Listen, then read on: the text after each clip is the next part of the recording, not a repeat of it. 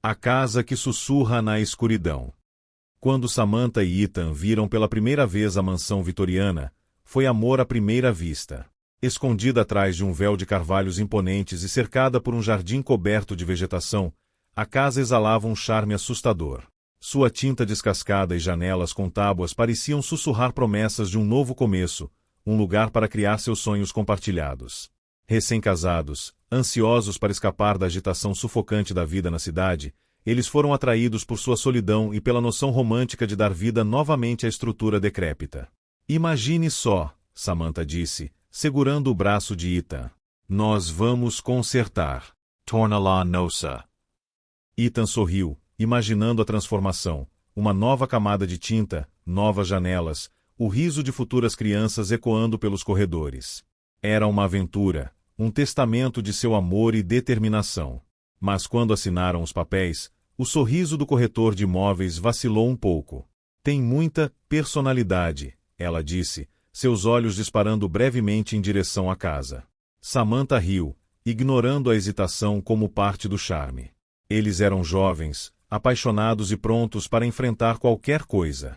A excitação os levou pelos primeiros dias. Eles esfregaram anos de sujeira das paredes, arrancaram carpetes podres e descobriram madeira intrincada sob camadas de tinta. No entanto, quando a noite caiu e a casa se acomodou em seu silêncio noturno, Samantha começou a notar algo incomum. Um leve som sussurrante. A princípio, ela pensou que fosse o vento passando por rachaduras na estrutura antiga. Mas o som não era aleatório. Tinha uma cadência, um ritmo inquietante, como se alguém estivesse falando além de sua compreensão. Ela descartou, culpando a exaustão e sua imaginação hiperativa. Mas, à medida que os dias se transformavam em semanas, os sussurros se tornaram mais distintos. Deitada na cama, ela quase conseguia distinguir palavras, frases que pareciam ecoar seus próprios pensamentos. Medos que ela não havia expressado, memórias que ela não revisitava há anos. Seu desconforto aumentou, mas Ethan não se preocupou. Casas antigas fazem barulho, Sam, ele disse uma noite enquanto estavam deitados na cama. Esta apenas se acomodando. Ou talvez sejam os canos. Mas Samantha não estava convencida. Os sussurros não eram rangidos ou gemidos aleatórios. Eles pareciam vivos, intencionais. E conforme os dias passavam, a casa começou a mudar. Sutil no início, uma porta que não abria em um dia, mas balançava livremente no outro, itens que ela jurava ter deixado em um lugar aparecendo em outro. O ar parecia mais pesado, carregado de uma tensão invisível. Uma tarde, enquanto limpava o sótão, Samantha tropeçou em um velho diário encadernado em couro. A capa estava rachada e gasta, as páginas amareladas pela idade. Folheando-o, ela percebeu que pertencia a uma mulher chamada Eleanor, uma antiga ocupante da casa. A caligrafia de Eleanor era elegante, mas frenética, suas palavras recontando uma lenta descida à loucura. A casa escuta, dizia uma entrada.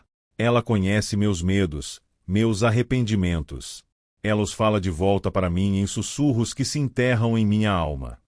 A respiração de Samantha engatou enquanto ela lia. As experiências de Eleanor refletiam as suas, os sussurros, os espaços em mudança, a atmosfera opressiva. A entrada final enviou um arrepio pela espinha dela. Não consigo mais dizer o que é real. A casa está viva e não me deixa sair. Ela mostrou o diário para Ethan naquela noite, com as mãos tremendo. Ele leu em silêncio, franzindo a testa. Quando ele finalmente falou, sua voz estava firme, mas tensa. É só uma história, Sam. Talvez ela estivesse doente. As pessoas escrevem coisas estranhas quando não estão bem. Mas a semente da dúvida havia sido plantada. Naquela noite, Ethan ouviu os sussurros pela primeira vez. Eles chegaram até ele na calada da noite, um murmúrio baixo que parecia vazar das paredes.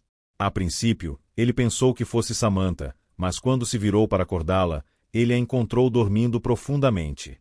Os sussurros ficaram mais altos, mais claros, falando de suas inseguranças e medos mais profundos. Seu fracasso em proteger Samantha, suas dúvidas sobre o casamento deles, seu medo de ficar preso nesta casa em ruínas. Ele ficou acordado, olhando para o teto, os sussurros roendo sua mente. Conforme os dias se transformavam em noites, a malevolência da casa se tornou inegável. Os sussurros se transformaram em gritos, guturais e atormentados, ecoando pelos corredores vazios. Figuras sombrias tremeluziam nos cantos de sua visão, disparando para longe quando se viravam para olhar. As paredes pareciam pulsar, vivas com uma energia sinistra. Samantha e Ethan começaram a se voltar um contra o outro, sua paciência se desgastando sob a influência da casa. Discussões irrompiam sobre questões triviais, suas palavras misturadas com veneno que eles não reconheciam como suas. Desesperada por respostas, Samantha mergulhou mais fundo no diário, juntando as peças da história sombria da casa. Cada ocupante sofreu um destino semelhante: paranoia, loucura e, finalmente, desaparecimento. Ela descobriu recortes de jornais antigos sobre o dono original da casa, um homem recluso chamado Victor Holloway.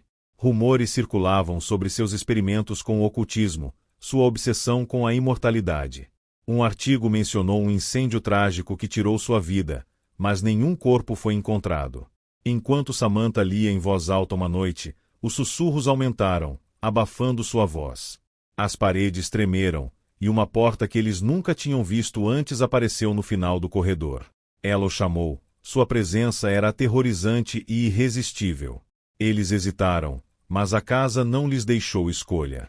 A temperatura caiu, e uma escuridão opressiva tomou conta do cômodo, forçando-os em direção à porta. Atrás dela havia uma escada em espiral descendente, mais profunda do que parecia possível.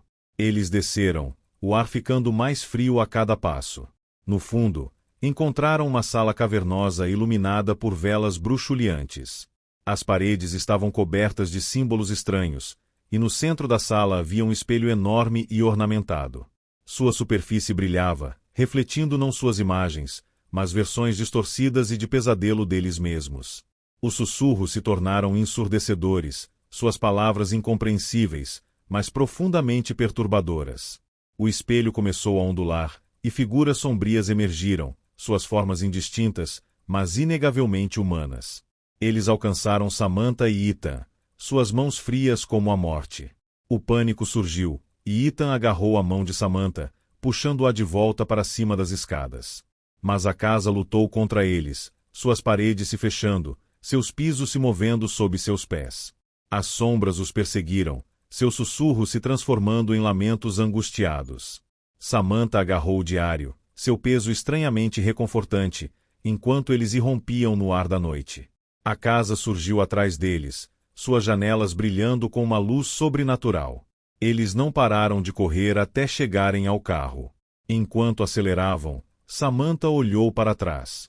A casa estava silenciosa e parada, mas ela sabia que não tinha acabado.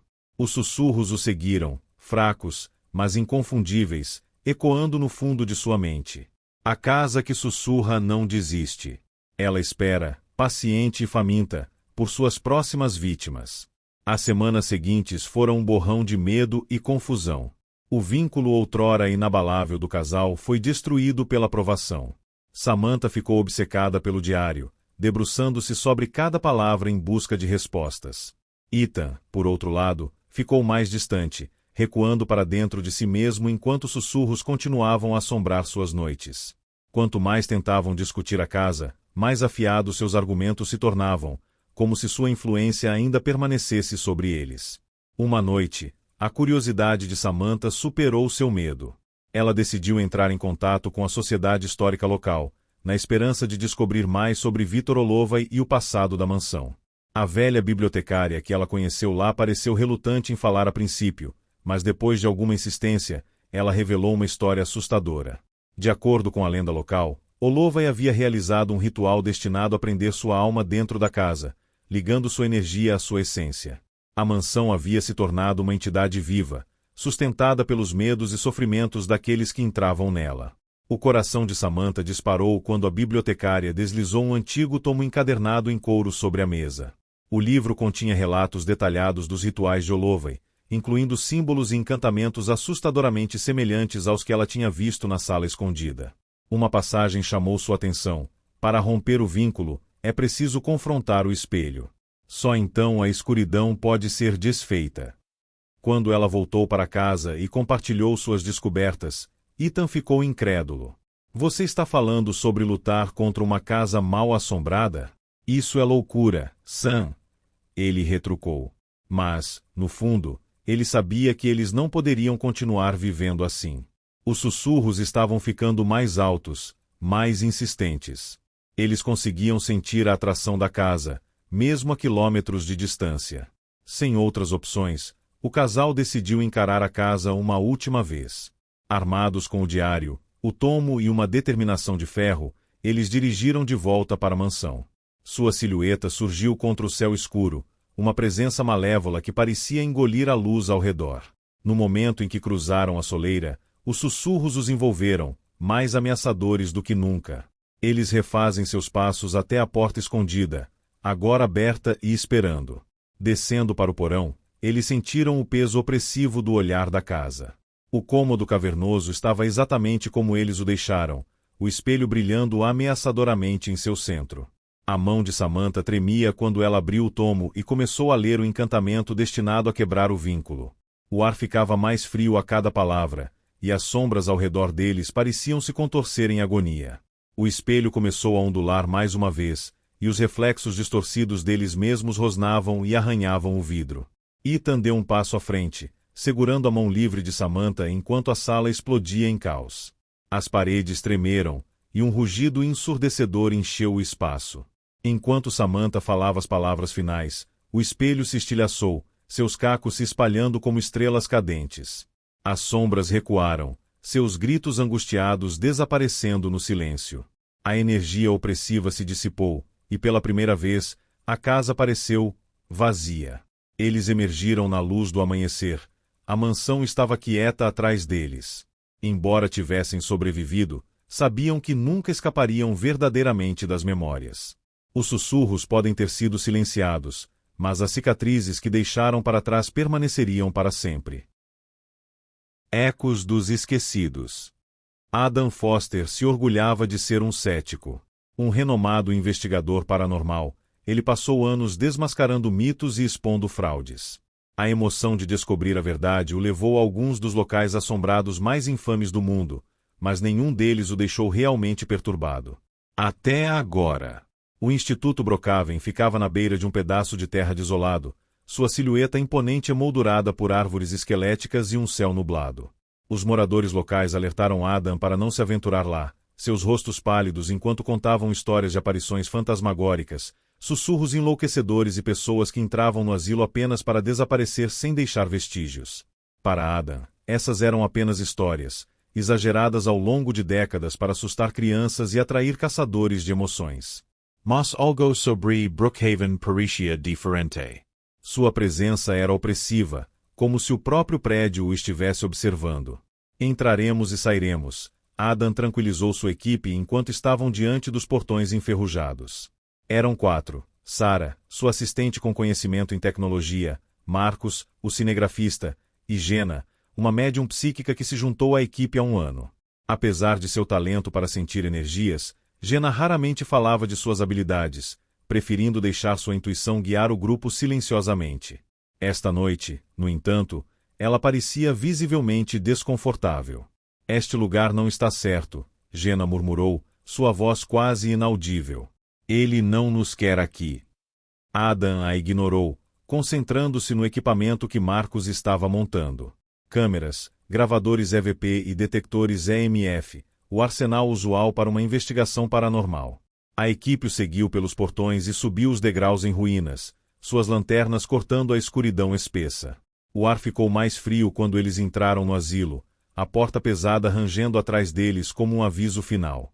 O interior era um labirinto decadente de papel de parede descascado, vidro quebrado e acessórios enferrujados. O silêncio era ensurdecedor, quebrado apenas pelo eco dos passos deles.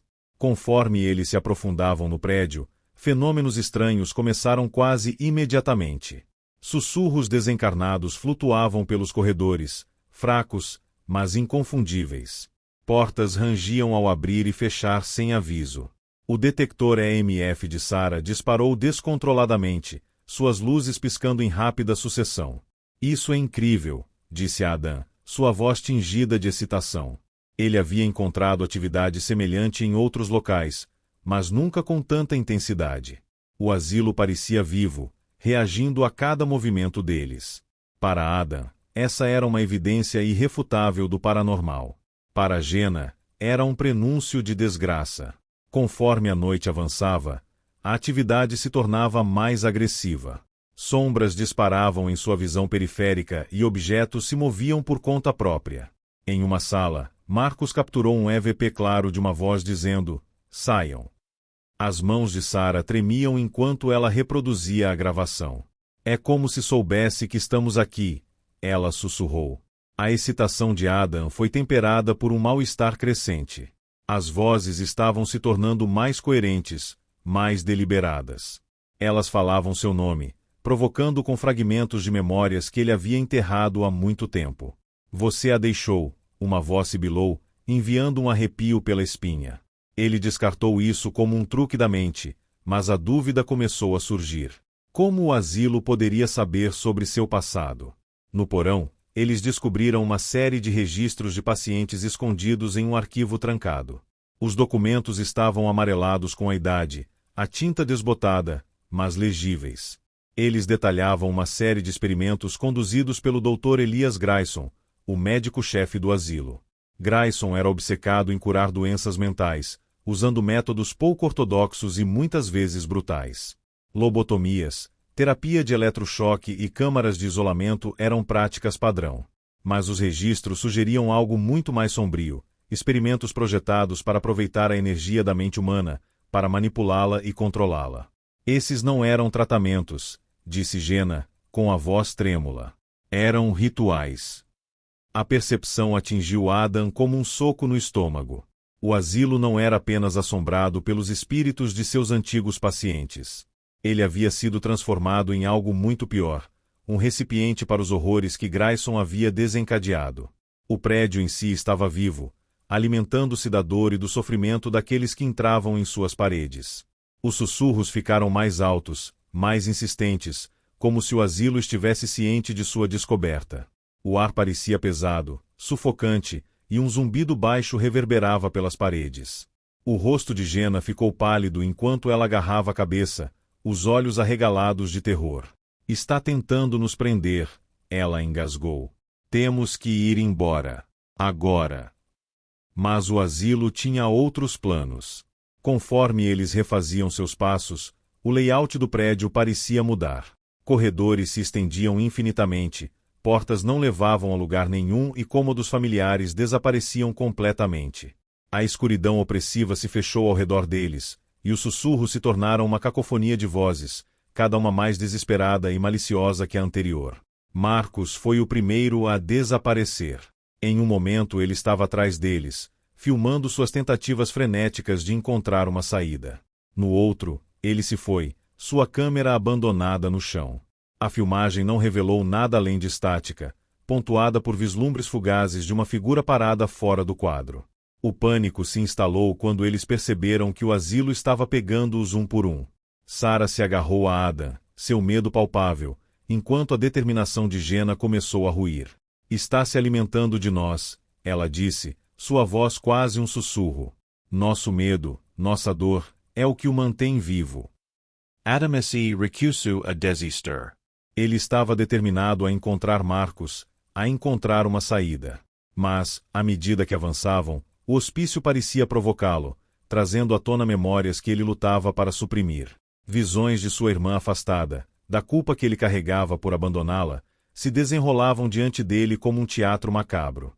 As vozes sussurravam o nome dela, acusando-o, condenando-o. Ele caiu de joelhos, o peso de seu passado ameaçando esmagá-lo. "A voz de Jenna rompu a nivoa. Adam. Você tem que lutar contra isso. Ele está usando sua culpa contra você." Suas palavras lhe deram força para se levantar, para seguir em frente, apesar do terror que tomava conta de seu coração. No coração do hospício, eles encontraram a fonte de seu poder, uma sala circular com paredes cobertas de símbolos intrincados. No centro, havia um altar, sua superfície manchada de sangue seco.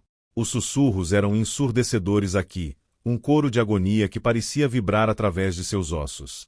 Os olhos de Jena se arregalaram quando ela reconheceu os símbolos. Estas são amarras, ela disse. Os rituais não eram apenas experimentos. Eles tinham a intenção de prender os espíritos aqui, prendê-los a este lugar. Adam sabia o que eles tinham que fazer. Usando o conhecimento dos registros dos pacientes e a intuição de Jena, eles realizaram um contra-ritual para quebrar as amarras. O ar crepitava com energia enquanto os símbolos nas paredes começavam a desaparecer. Os sussurros se transformaram em gritos, e a sala tremeu violentamente enquanto o asilo lutava para manter seu domínio.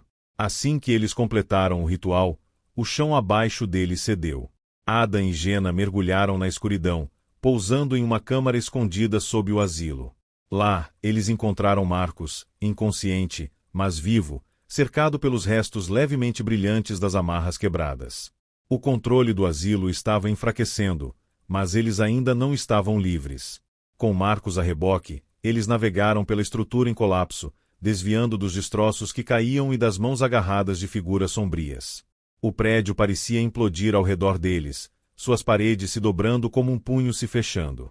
Finalmente, eles irromperam pelas portas da frente para o ar frio da noite, ofegantes. O asilo estava silencioso e escuro atrás deles, sua presença opressiva desapareceu. Mas as cicatrizes que ele deixou permaneceriam para sempre. Adam sabia que havia descoberto mais do que apenas um prédio mal assombrado. Brookhaven o havia forçado a confrontar os cantos mais sombrios de sua alma, e ele nunca mais seria o mesmo. Enquanto eles se afastavam, Jena se virou para Adam. E agora? Ela perguntou. Adam olhou pela janela, o peso da experiência pesando sobre seus ombros. Nós contamos a história, ele disse, e garantimos que ninguém volte para lá. Mas mesmo enquanto ele falava, um sussurro fraco ecoou em sua mente, arrepiante e familiar. Adam, não acabou. Esse sussurro o assombrou por dias depois que eles escaparam. A princípio, ele tentou racionalizar, talvez o estresse da provação tivesse deixado sua mente pregando peças nele. Mas os ecos de Brookhaven o seguiram, deslizando para seus sonhos, onde ele se viu vagando pelos corredores do asilo mais uma vez. A cada vez, as sombras ficavam mais próximas, seus sussurros mais agudos, acusadores. Ele acordava todas as noites encharcado de suor, as palavras de Jena daquela noite fatídica ecoando em seus ouvidos. Ele se alimenta do medo. Adam se jogou no trabalho, debruçando-se sobre as filmagens que eles conseguiram recuperar. As gravações estavam corrompidas, distorcidas por estática e anomalias estranhas que tornavam impossível discernir o que era real. Mas uma coisa se destacou, breves lampejos de uma figura nas sombras, seus olhos brilhando fracamente. Não era humano. A percepção encheu Adam de pavor, uma suspeita crescente de que eles não tinham escapado das garras de Brookhaven. Afinal, motivado por uma mistura de curiosidade e desespero, ele retornou aos registros de pacientes que encontraram. Escondido entre os arquivos estava um diário pertencente ao Dr. Grayson. Suas páginas estavam cheias de notas e esboços enigmáticos, detalhando seus experimentos e os rituais sombrios que ele havia realizado. Uma entrada chamou a atenção de Adam. A essência da mente é poderosa. Ela pode prender e libertar. Mas o custo é alto. Uma vez que o vínculo é feito, ele não pode ser desfeito sem um sacrifício. As palavras o arrepiaram. Eles haviam quebrado as amarras ou simplesmente transferido a maldição do asilo para si mesmos? A intuição de Jena estava certa. Brookhaven não era apenas um prédio, era uma entidade, e não havia acabado com eles. O confronto final aconteceu em uma noite tempestuosa, quando os sussurros ficaram altos demais para serem ignorados. Adam acordou e encontrou sua casa banhada em sombras que pareciam pulsar com vida. O ar estava denso, sufocante, e os sussurros chamavam seu nome, acenando para ele. Enquanto ele tropeçava na escuridão, ele se viu diante de um espelho, mas não era seu reflexo olhando para ele. Era o asilo, suas paredes decadentes e símbolos sinistros gravados no vidro. Adam sabia que não podia mais fugir. Brookhaven o queria de volta e, desta vez, não o deixaria ir reunindo o diário e os restos de seu equipamento. Ele ligou para Jena. Está acontecendo de novo, ele disse, com a voz trêmula. Precisamos terminar isso. Juntos, eles se prepararam para uma última jornada ao desconhecido, sabendo que, desta vez, os riscos eram maiores. Brookhaven não era apenas uma história para contar. Era uma luta por suas próprias almas. O Pacto da Meia-Noite. O vento frio de outubro uivava através das árvores, causando arrepios na espinha de Olivia enquanto ela apertava o casaco ao redor do corpo. A lanterna em sua mão tremeluzia, lançando raios de luz erráticos no estreito caminho de terra à frente. Estamos realmente fazendo isso? Ela perguntou, olhando para os outros. É Halloween, Chris respondeu com um sorriso, sua voz carregando um toque de excitação. Que noite melhor para finalmente conferir Devil's Hollow. Sim, porque ser amaldiçoado parece ser um ótimo momento, Olivia murmurou, revirando os olhos. Ela não estava sozinha em sua hesitação. Jenny, a mais nova do grupo, manteve-se perto de Olivia, seus olhos arregalados disparando nervosamente a cada som de farfalhar. Ben e Marcus, por outro lado, lideravam o caminho com o tipo de confiança imprudente que vinha de anos de incitação mútua. Os 5 amigos cresceram ouvindo histórias sobre Devil's Hollow. Os pais avisaram seus filhos para ficarem longe, alegando que a área era amaldiçoada após uma série de desaparecimentos inexplicáveis décadas atrás. Alguns disseram que era assombrado pelos espíritos daqueles que tinham desaparecido, outros sussurravam sobre uma presença sombria que atacava qualquer um tolo o suficiente para entrar. As histórias variavam, mas todas terminavam da mesma forma. Ninguém voltava do mesmo jeito, se é que voltava. Olhe, disse Ben, apontando para a frente. O grupo emergiu em uma pequena clareira, dominada por um antigo altar de pedra desgastado no centro. Ao redor dele, as árvores pareciam se fechar, seus galhos retorcidos formando um dossel que bloqueava o luar. Assustador pra caramba, disse Marcus, mas seu sorriso não vacilou. Ele pegou seu telefone, a tela lançando um brilho pálido em seu rosto enquanto ele começava a gravar. Isso é perfeito. Pacto da Meia-Noite em Devil's Hollow.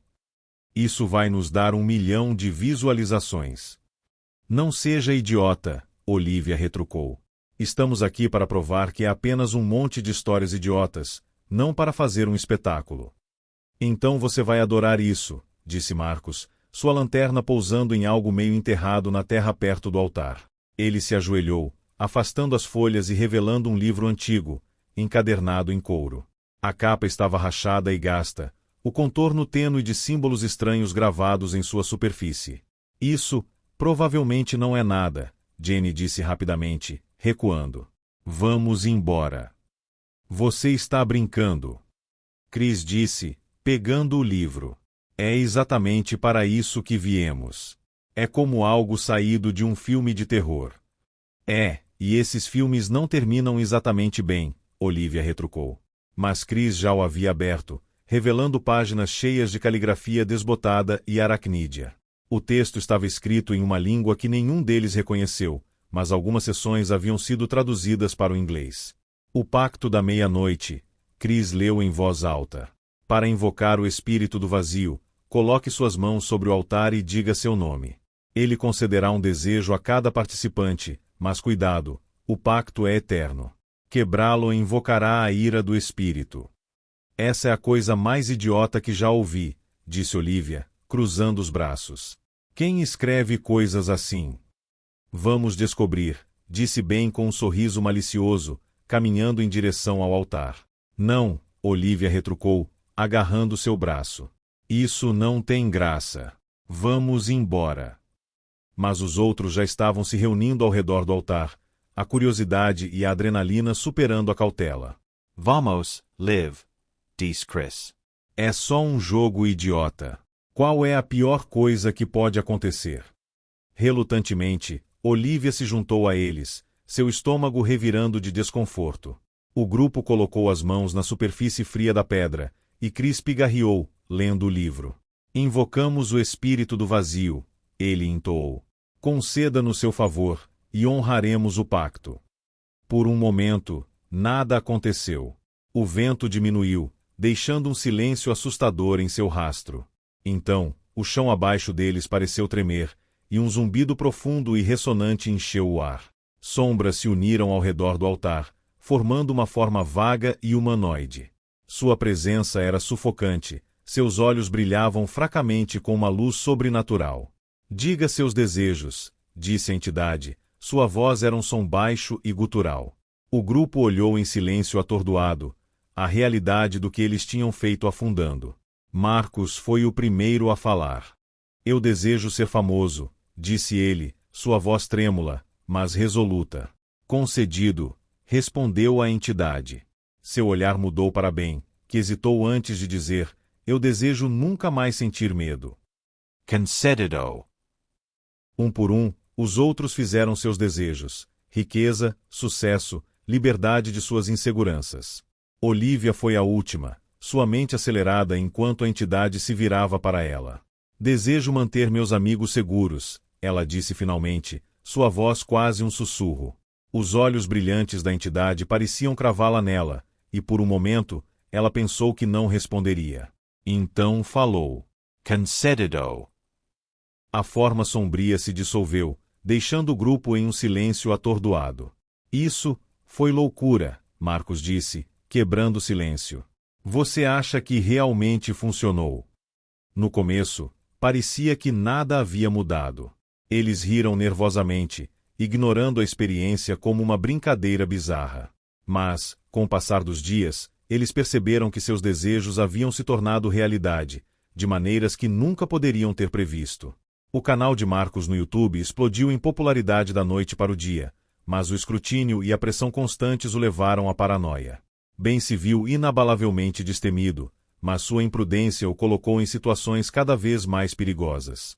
A riqueza recém-descoberta de Jenny veio com amarras misteriosas, enquanto o sucesso de Chris o afastou de sua família. E Olivia.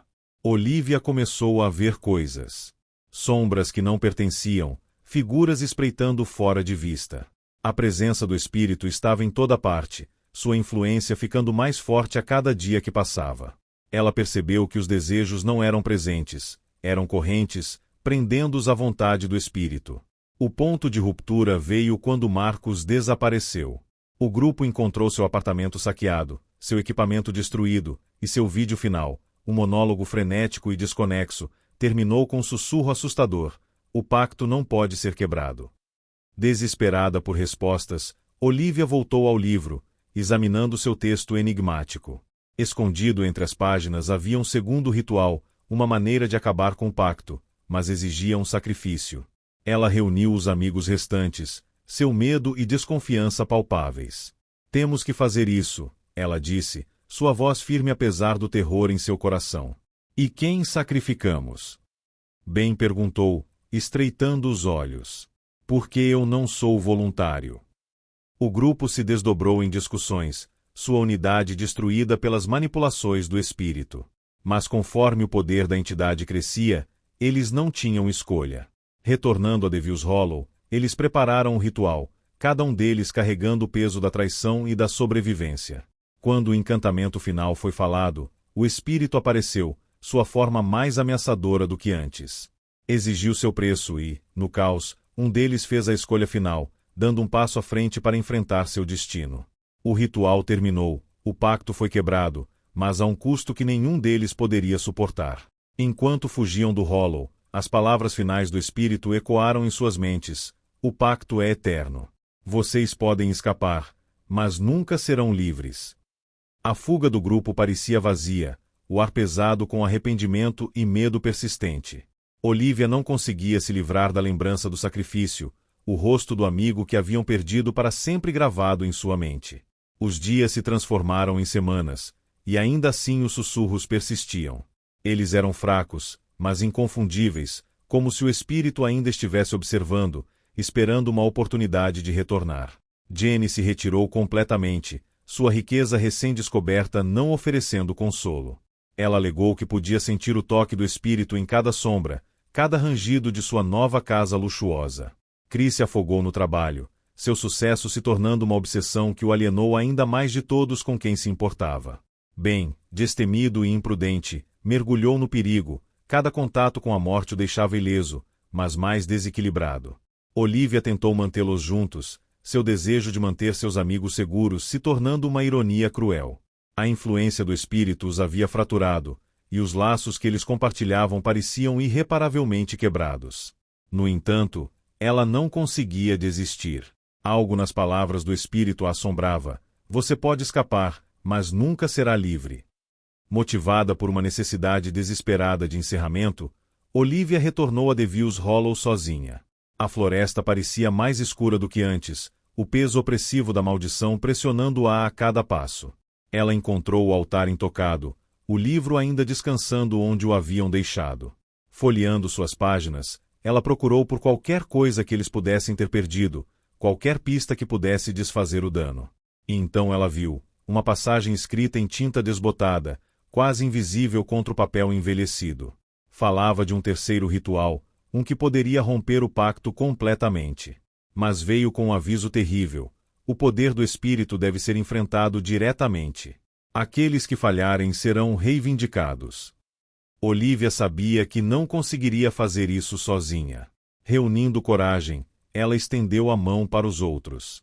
Convencê-los a retornar não foi uma tarefa fácil, o medo e o ressentimento os deixaram hesitantes. Mas a promessa de liberdade, por menor que fosse, foi o suficiente para trazê-los de volta ao Hollow. O ritual final exigia que eles confrontassem o espírito em sua verdadeira forma. Enquanto entoavam o encantamento, o ar ficava mais frio, o chão tremia sob seus pés. O espírito emergiu, sua forma mudando e tremeluzindo como uma sombra viva. Seus olhos brilhantes fixos neles, e Olivia sentiu uma onda avassaladora de pavor. Você ousa desafiar o pacto? O espírito sibilou, sua voz ecoando com raiva e malícia. O grupo se manteve firme, suas vozes tremendo, mas ininterruptas enquanto completavam o ritual. A forma do espírito começou a vacilar, seu poder enfraquecendo sob o peso de seu desafio. Mas ele não caiu sem lutar. Sombras os atacaram, puxando-os para uma visão de pesadelo de seus medos e arrependimentos mais sombrios. Olivia viu o rosto da amiga perdida, ouviu a voz implorando, acusando-a de traição. Ela sentiu o peso da culpa a ameaçar esmagá-la, mas se recusou a ceder. Ela se concentrou no ritual, sua voz se elevando acima do caos. Finalmente, com um rugido ensurdecedor, o espírito se dissolveu no nada, sua presença desaparecendo como fumaça no vento. O peso opressivo se dissipou e, pela primeira vez, o Hollow pareceu vazio. O grupo emergiu da floresta machucado, mas vivo, seus rostos gravados com alívio e exaustão. Eles tinham feito isso. O pacto foi quebrado. No entanto, as cicatrizes permaneceram, um lembrete constante do preço que pagaram. Olivia olhou para trás uma última vez, o Hollow agora silencioso e imóvel. Ela não sabia o que o futuro reservava, mas sabia de uma coisa com certeza: alguns pactos nunca devem ser feitos, e algumas verdades são melhores deixadas enterradas. As sombras sob o lago. Lago Heaven sempre foi o coração da vida de verão na pequena cidade de Willow Creek. Suas águas cristalinas brilhavam sob o sol, atraindo famílias e turistas para suas margens. Crianças brincavam nas praias de areia, adolescentes pulavam pedras e casais faziam passeios românticos de pedalinho. Para os de fora, era um retiro perfeito. Mas os moradores sussurravam uma história mais sombria. Ao longo das décadas, dezenas de nadadores desapareceram, seus corpos nunca se recuperaram. Alguns alegaram que o lago não tinha fundo, escondendo correntes perigosas que arrastavam as pessoas para suas profundezas. Outros falavam de uma maldição, uma presença sinistra abaixo da superfície. Essas histórias, passadas de geração em geração, eram o suficiente para manter a maioria dos moradores na costa. Mas para a família Johnson, recém-chegada a Willow Creek, o lago era simplesmente um cenário pitoresco para suas férias de verão. Os Johnson chegaram no final de junho, ansiosos para escapar do barulho da vida na cidade. A cabana que alugaram ficava em um trecho tranquilo do lago, cercada por pinheiros altos e flores silvestres. Para Ben, um curioso garoto de 16 anos, e sua irmã Ellie, de 10 anos, era um sonho que se tornou realidade. Seus pais, Karen e Tom, ansiavam por tardes e noites preguiçosas ao redor da fogueira. O lago prometia paz, uma chance de se reconectar como família. No começo, ele cumpriu. Os dias eram cheios de risadas e exploração. Ellie passava horas coletando pedras lisas ao longo da costa, enquanto Ben pescava no cais. Karen e Tom relaxavam na varanda. O cheiro de pinho se misturava ao suave bater da água. Mas sob a superfície idílica, algo se agitou. Ellie foi a primeira a notar. Enquanto caminhava nas águas rasas uma tarde, ela viu uma sombra disparar sob seus pés. Assustada, ela recuou, chamando por bem. É só um peixe, ele disse com um sorriso, jogando uma pedra na água. Mas Ellie não estava convencida. A sombra se moveu muito rápido, muito deliberadamente, como se a estivesse observando. Naquela noite, enquanto a família se reunia em volta do fogo, Ellie compartilhou seu desconforto. Tem alguma coisa no lago, ela disse, sua voz quase um sussurro. Eu vi. Provavelmente uma truta, Tom disse, ignorando. Este lago está cheio delas. Ellie franziu a testa, mas não disse mais nada. Ela queria acreditar que seu pai estava certo, mas enquanto estava deitada na cama, a imagem da sombra a assombrava. Ela adormeceu, apenas para acordar assustada horas depois. De sua janela, ela podia ver o lago, sua superfície brilhando sob o luar. Mas algo estava errado. A água ondulava de forma não natural, como se perturbada por mãos invisíveis. E então ela os viu, formas escuras subindo, mal rompendo a superfície antes de desaparecer novamente. Na manhã seguinte, o humor de Ellie estava sombrio. Ela se recusou a chegar perto da água, ficando perto da cabana enquanto os outros aproveitavam o lago. Ben a provocava, mas ela não se importava. Ela não conseguia se livrar da sensação de que algo estava terrivelmente errado. Seus medos foram validados naquela noite quando ela se aventurou até o cais para recuperar suas sandálias esquecidas. O lago estava calmo, o ar parado. Mas quando ela se abaixou para pegá-las, algo gelado envolveu seu tornozelo. Ellie gritou, seu corpo puxado em direção à borda. Ela se agarrou ao cais, seus dedos cravando na madeira enquanto uma força invisível tentava arrastá-la para a água. Ben, ouvindo seus gritos, correu para o lado dela e a libertou. A perna de Ellie tinha hematomas profundos, em forma de dedos esqueléticos. O que diabos foi isso? Ben murmurou, olhando para o lago. Era como se a água tivesse voltado ao normal, sua superfície serena e imperturbável. Aterrorizado, mas determinado, Ben decidiu investigar. No dia seguinte, enquanto seus pais levavam Ellie para a cidade para ver um médico, ele foi até a biblioteca local. O que ele encontrou o arrepiou profundamente. Recortes de jornais antigos detalhavam os desaparecimentos em Lago Heaven, alguns datando de mais de um século. Os artigos mencionavam ocorrências estranhas, sussurros de uma maldição e avistamentos de sombras sob a água. Um relato se destacou, uma entrada de diário de uma sobrevivente que escapou por pouco de se afogar. Ela escreveu sobre mãos puxando-a para baixo, frias e implacáveis, e vozes chamando seu nome. Ben compartilhou suas descobertas com Ellie naquela noite. Não é só você, ele disse, com a voz trêmula. Algo Estelim Beixo. Os irmãos decidiram contar aos pais, mas Karen e Tom estavam céticos. Você tem lido muitas histórias de fantasmas, disse Karen, embora seu tom revelasse uma pitada de preocupação. Tom concordou em ficar de olho no lago, mas insistiu que não havia nada a temer. Aquela noite, as sombras retornaram.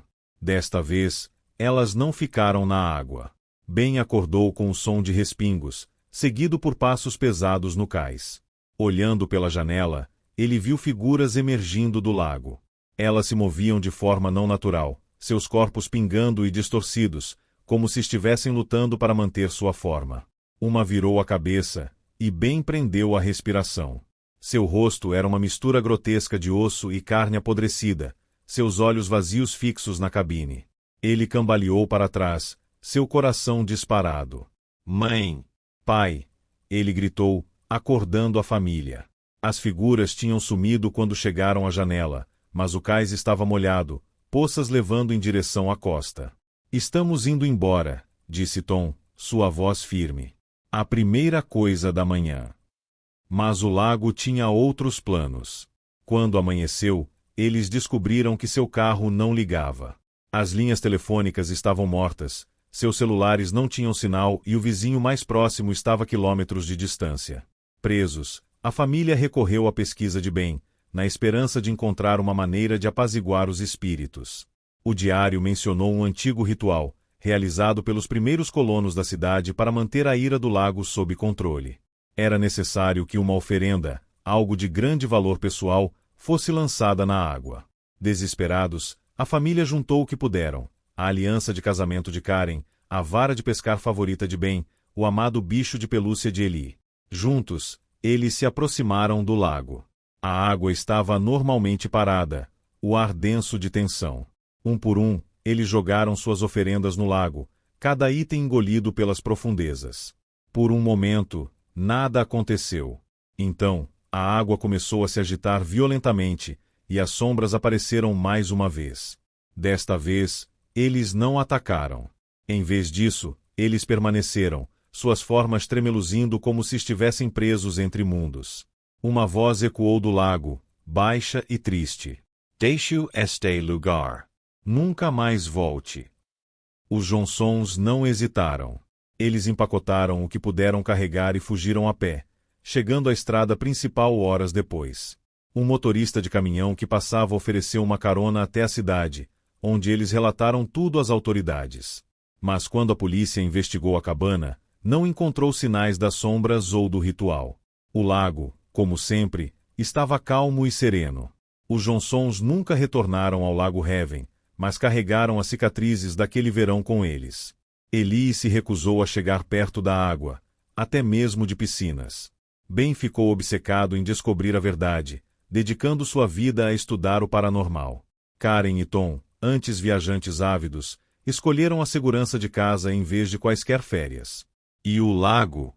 Ele permaneceu, quieto e despretensioso, esperando por seus próximos visitantes. Pois abaixo de sua superfície, as sombras se agitavam, famintas e pacientes, prontas para reivindicar suas próximas vítimas. O guardião de Hollow Hill. Hollow Hill era o tipo de lugar por onde as pessoas passavam, não um destino, mas uma parada no caminho para outro lugar. A pequena cidade mineradora, aninhada em um vale sombreado por colinas imponentes, carregava um ar de desespero silencioso. Seus prédios, desgastados e inclinados pela idade, pareciam espelhar o cansaço dos moradores que permaneceram. Para uma pessoa de fora como Claire Dawson, parecia uma cidade presa no tempo, lentamente desmoronando sob o peso de seus segredos. Claire estacionou seu carro do lado de fora da Hollow Hill General Store, o único negócio ainda operando na rua principal. Ela ajustou sua bolsa, abarrotada de cadernos, uma câmera e um gravador, antes de entrar. A campainha acima da porta tocou, e todas as conversas no pequeno espaço cessaram. Cabeças se viraram para ela, os olhos se estreitando com suspeita. "Bom dia", disse Claire, forçando um sorriso. "Estou procurando alguém que possa me falar sobre as minas." Um velho atrás do balcão resmungou, seu rosto curtido em uma carranca. "Nada a dizer", ele murmurou. "As minas estão fechadas há anos." Lugar perigoso. "Já ouvi isso", Claire respondeu, pegando seu caderno. "Sou jornalista, investigando os desaparecimentos. Acho que há uma história aqui que as pessoas precisam saber." Uma risada aguda veio de um homem sentado perto da janela. "As pessoas precisam saber? Moça, o que elas precisam é ficar longe deste lugar. Escreva sua história, imprima seu jornal, mas não pense por um segundo que você é bem-vinda aqui." O sorriso de Claire vacilou, mas ela não foi facilmente dissuadida. "Por que as pessoas acham que as minas são amaldiçoadas?" ela perguntou. "O que você sabe sobre D. Kepper?" A sala ficou mais fria, a tensão palpável. O velho atrás do balcão lançou um olhar furioso para o homem mais jovem, então voltou sua atenção para Claire. "É melhor você ir embora", ele disse firmemente. "Nada de bom jamais saiu dessas minas. E nada de bom jamais sairá."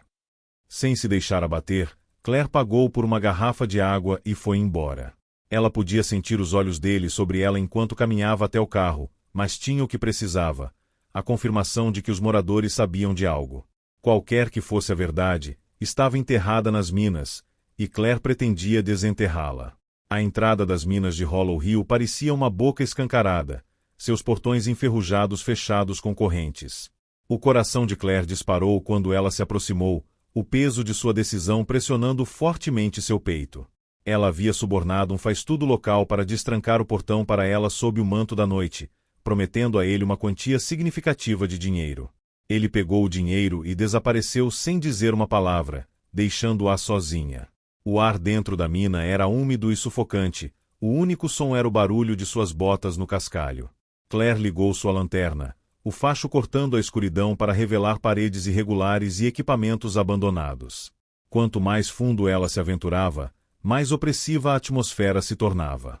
Ela sentiu como se estivesse sendo observada, as sombras parecendo se mover um pouco além da borda de sua luz.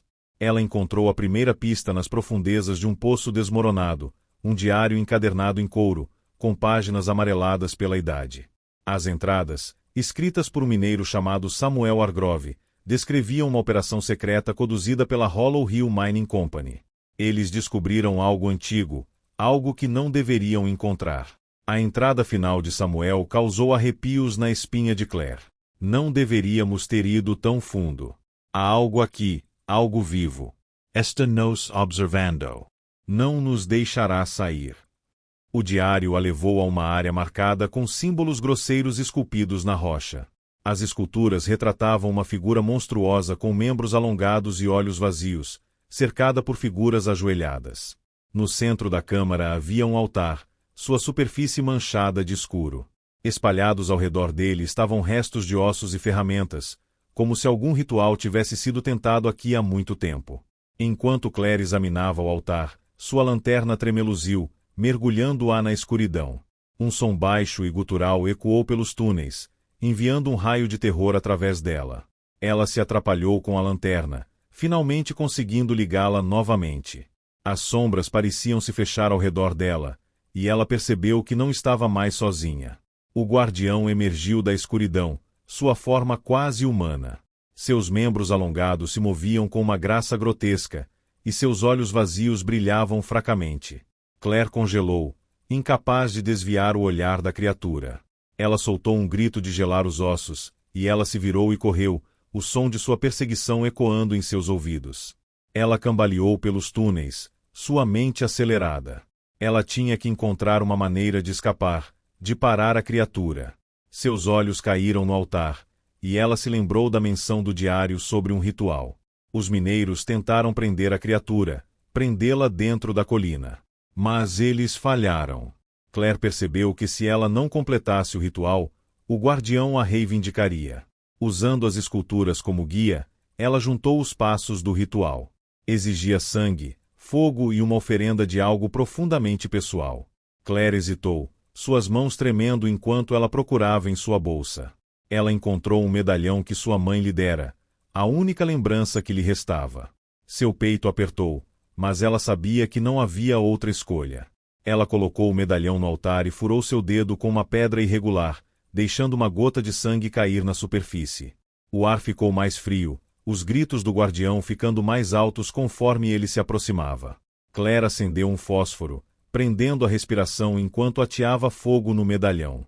As chamas rugiram para a vida, consumindo a oferenda enquanto o altar começava a brilhar. O guardião investiu contra ela, mas o poder do ritual surgiu pela câmara. Uma luz ofuscante irrompeu do altar, e a criatura soltou um último lamento agonizante antes de desaparecer no vazio. O chão sob Claire tremeu, e ela mal conseguiu se arrastar para a segurança enquanto o túnel começou a desabar. Ela emergiu na noite, coberta de terra e tremendo de exaustão. A entrada da mina desabou atrás dela, selando os horrores lá dentro. Claire olhou para a colina, o peso do que ela havia testemunhado se acomodando pesadamente em seus ombros. O guardião se foi, mas as cicatrizes que ele havia deixado nunca desapareceriam. Retornando à cidade, Claire tentou compartilhar sua história, mas os habitantes da cidade se recusaram a ouvir. Eles queriam esquecer, fingir que as minas não guardavam segredos. Derrotada, Claire deixou Hollow Hill, jurando expor a verdade em seus escritos. Mas, no fundo, ela sabia que a escuridão da colina nunca iria embora de verdade. Anos depois, o artigo de Claire despertaria a curiosidade daqueles que o leram. Alguns o descartariam como ficção, mas outros sentiriam a atração de Hollow Hill, atraídos por seu mistério. E a colina, paciente e eterna, esperaria por eles, seu guardião se mexendo mais uma vez nas sombras. A vida de Claire mudou irrevogavelmente depois de Hollow Hill. A experiência a deixou com uma mistura de trauma e determinação. Ela se mudou para a cidade, buscando refúgio no barulho e no anonimato que ela oferecia, mas as memórias da colina assombravam suas noites. Seus sonhos eram atormentados pelos olhos fundos do guardião e pelos lamentos que ecoavam pelos túneis em colapso. O artigo que ela escreveu se tornou uma sensação, chamando a atenção de teóricos da conspiração, entusiastas do paranormal e céticos. Alguns a saudaram como uma jornalista corajosa que descobriu verdades ocultas, outros a acusaram de fabricar uma história sensacionalista para a fama. O escrutínio só aprofundou seu isolamento, pois Claire se viu presa entre querer avisar os outros e temer que eles pudessem sofrer o mesmo destino do qual ela escapou por pouco. Mas Hollow Hill não tinha acabado com ela. Meses após a publicação do artigo, Claire recebeu um pacote anônimo. Dentro havia uma lanterna velha e enferrujada, uma que ela reconheceu das minas. Anexado a ela havia um bilhete rabiscado em caligrafia irregular. Ainda está esperando. Seu sangue gelou. O pensamento de que outra pessoa havia se aventurado nas minas, ou pior, que o guardião havia encontrado uma maneira de alcançá-la, a enviou para uma espiral de paranoia. Ela trocou suas fechaduras, instalou câmeras e evitou qualquer pessoa em quem não confiasse completamente. Apesar do medo, uma parte dela se sentiu atraída de volta para Hollow Hill. Perguntas persistiam em sua mente. O que exatamente era o guardião? Ele realmente se foi ou ela apenas adiou o inevitável?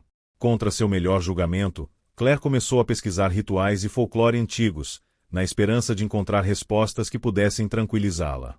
Quanto mais fundo ela se aprofundava, mais percebia o quão pouco entendia sobre o que havia encontrado.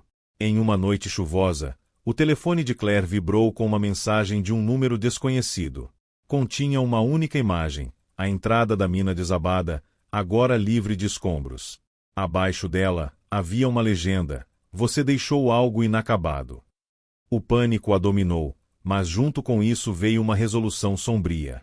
Claire sabia que não poderia fugir para sempre. Se a colina a quisesse, ela teria que enfrentá-la, em seus termos. Armada com sua pesquisa, ela retornou a Hollow Hill, desta vez preparada para o que quer que a aguardasse. A cidade estava ainda mais vazia do que antes, suas ruas silenciosas e desoladas. O armazém geral estava fechado com tábuas, e os poucos moradores restantes evitavam seu olhar. A entrada da mina se aproximava, sua boca escancarada convidando de volta à escuridão. Com uma respiração profunda, Claire entrou. O ar estava mais frio do que ela se lembrava, e o peso opressivo da colina parecia pressioná-la. Enquanto ela navegava pelos túneis familiares, ela notou novas esculturas nas paredes, símbolos que não estavam lá antes. Eles pulsavam fracamente, como se estivessem vivos, e quanto mais fundo ela ia, mais pareciam brilhar. Na câmara com o altar, a cena estava assustadoramente inalterada. Os restos de sua oferta anterior estavam espalhados, mas o ar estava denso com uma nova energia. Claire largou sua bolsa, pegando as ferramentas que havia trazido, velas, uma adaga cerimonial e um frasco de água salgada. Ela não sabia se sua pesquisa funcionaria, mas era tudo o que tinha. Quando ela começou o ritual, o chão tremeu, e o guardião emergiu das sombras mais uma vez. Sua forma estava mais definida dessa vez, seus olhos vazios queimando de raiva. As mãos de Claire tremiam, mas ela se forçou a continuar, entoando o encantamento que havia memorizado. A criatura gritou, investindo contra ela, mas uma barreira de luz irrompeu ao redor do altar, mantendo-a sob controle. O ritual exigia um ato final, uma oferenda de seu medo mais profundo. Claire fechou os olhos, deixando as memórias que havia enterrado virem à tona. Ela se viu quando criança, encolhida no escuro enquanto seus pais brigavam no quarto ao lado. Ela sentiu o peso da solidão, o medo do fracasso que a levou a Hollow Hill em primeiro lugar. Lágrimas escorriam pelo seu rosto enquanto ela despejava essas emoções no ritual, sua voz embargada, mas inflexível. O guardião soltou um lamento ensurdecedor quando a luz do altar o engolfou. O chão tremeu violentamente, e Claire foi jogada para trás quando a câmara desabou ao seu redor. Rastejando pelos escombros, ela encontrou seu caminho para a superfície assim que os primeiros raios do amanhecer surgiram sobre a colina. A entrada da mina havia desaparecido, enterrada sob toneladas de terra. Claire estava lá, machucada e maltratada, mas viva. Pela primeira vez em meses, ela sentiu uma sensação de paz. O que quer que o guardião tenha sido, ele se foi agora, realmente se foi. Enquanto ela dirigia para longe de Hollow Hill, Claire não pôde deixar de olhar no espelho retrovisor. A colina estava silenciosa e parada, seus segredos enterrados mais uma vez. Mas, no fundo, ela sabia que alguns lugares nunca estão realmente em repouso, e algumas sombras nunca param de observar. Através da fechadura. A família Parker, David, Emma, sua filha adolescente Sophie e Liam, de 6 anos, sempre sonharam em deixar o barulho e o caos da vida na cidade para trás.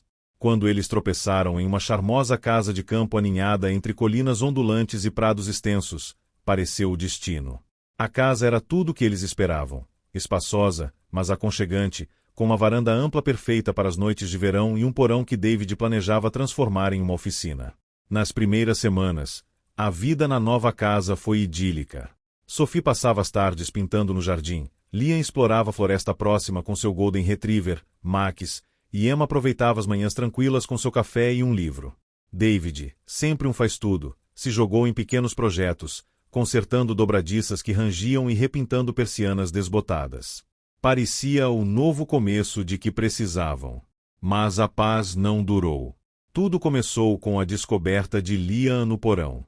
Pai, ele chamou uma tarde, sua voz ecoando escada acima.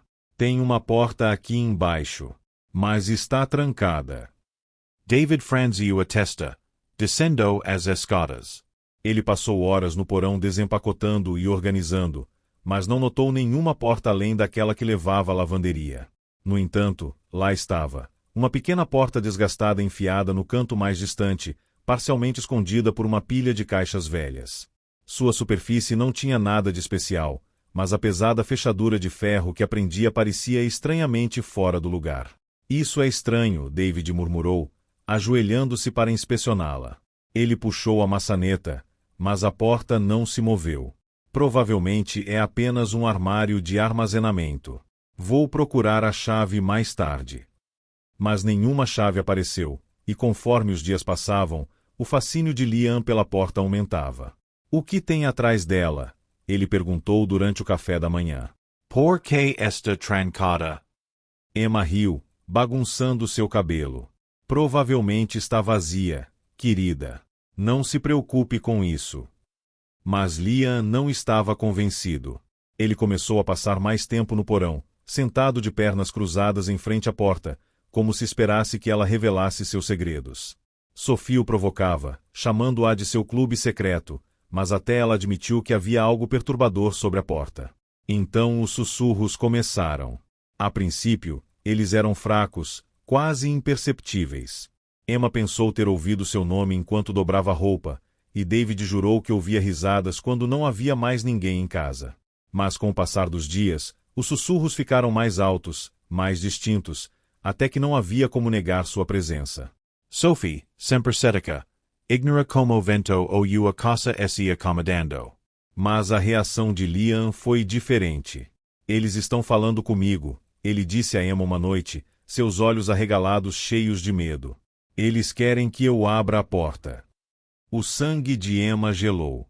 Ela tentou tranquilizá-lo, ignorando suas palavras como a imaginação de uma criança, mas o desconforto persistiu. Na manhã seguinte, ela compartilhou a reivindicação de Liam com David, que decidiu que era hora de lidar com a porta de uma vez por todas. Com um pé de cabra na mão, David desceu para o porão, Emma logo atrás. Sophie e Liam observavam ansiosamente do topo da escada. A fechadura era velha, mas resistente, e levou vários minutos de esforço antes que ela finalmente cedesse com um estalo alto. David hesitou, sua mão na maçaneta, antes de abrir a porta. O ar que saía era frio e úmido, carregando um leve cheiro metálico. Atrás da porta havia uma escada estreita em espiral para baixo, desaparecendo na escuridão. Emma estremeceu. Isso não faz sentido, ela sussurrou. As plantas não mostraram nada parecido com isso. Fique aqui, David instruiu, pegando uma lanterna. Vou dar uma olhada rápida. A escada rangeu sob seu peso enquanto ele descia, o facho de sua lanterna cortando a escuridão espessa. O espaço abaixo era enorme, muito maior do que a casa acima deveria permitir. As paredes eram de pedra bruta, e o chão estava coberto de entulho, móveis quebrados, ossos espalhados e símbolos rabiscados em listras escuras e secas que David não queria identificar. No centro da caverna havia um altar, sua superfície coberta de velas derretidas e mais símbolos estranhos. O estômago de David se revirou quando ele se aproximou, sua lanterna tremendo em suas mãos. Ele estendeu a mão para tocar uma das esculturas, mas um rosnado baixo ecoou pela caverna, parando-o congelado. Ele se virou, o facho da lanterna disparando descontroladamente. Sombras dançavam pelas paredes, mudando e se fundindo em formas que eram quase, mas não exatamente, humanas. David recuou lentamente, seu coração martelando em seu peito. O rosnado ficou mais alto, acompanhado por um coro de sussurros que pareciam vir de todos os lugares e de lugar nenhum ao mesmo tempo. David, a voz de Emma chamo do topo de escada, tirando-o de su trance. Ele se virou e subiu os degraus, batendo a porta atrás de si. O que você viu? Emma exigiu, seu rosto pálido. David balançou a cabeça. Eu não sei. Mas precisamos selar aquela porta. A família passou os dias seguintes evitando o porão, mas a casa em si parecia se rebelar contra sua decisão. Objetos se moviam sozinhos, portas batiam no meio da noite e os sussurros se tornavam uma presença constante. Liam começou a acordar gritando, alegando que figuras sombrias o observavam dos cantos de seu quarto. Desesperada por respostas, Emma recorreu à biblioteca local, vasculhando registros e jornais antigos. Ela encontrou uma única menção à propriedade deles em um artigo do final dos anos 1800. O proprietário anterior, um recluso chamado Elias Arrow, havia sido acusado de conduzir rituais obscuros. Ele desapareceu em circunstâncias misteriosas, e a casa mudou de mãos inúmeras vezes desde então, cada proprietário saindo em circunstâncias estranhas e muitas vezes trágicas. Armada com esse conhecimento, Emma confrontou David. Não podemos ficar aqui, ela disse. Este lugar não é seguro. David assentiu, sua determinação vacilante. Vou começar a procurar um novo lugar, ele prometeu. Mas as entidades tinham outros planos. Uma noite, enquanto a família estava sentada na sala de estar, a porta do porão rangeu ao abrir sozinha. Um frio encheu o cômodo, e os sussurros ficaram ensurdecedores. Os parqueiros congelaram, seu terror palpável enquanto as sombras começaram a vazar pela porta aberta, se contorcendo e se contorcendo como fumaça viva. Precisamos selá-la, disse David, sua voz quase inaudível sobre a cacofonia. Agora. Pegando os materiais que havia preparado antes, tábuas, pregos e uma lata de sal, David e Emma correram para o porão. Sophie e Liam se agarraram um ao outro, os olhos arregalados de medo. Enquanto David trabalhava para pregar a porta, Emma espalhou uma linha de sal ao longo da soleira, recitando uma oração de proteção que havia encontrado em sua pesquisa. Mas as sombras não recuaram. Em vez disso, pressionaram a porta, fazendo-a estufar e lascar. Um rugido gutural sacudiu a casa, e os símbolos no altar brilharam na mente de David. O ritual, ele disse de repente. Temos que terminar o ritual.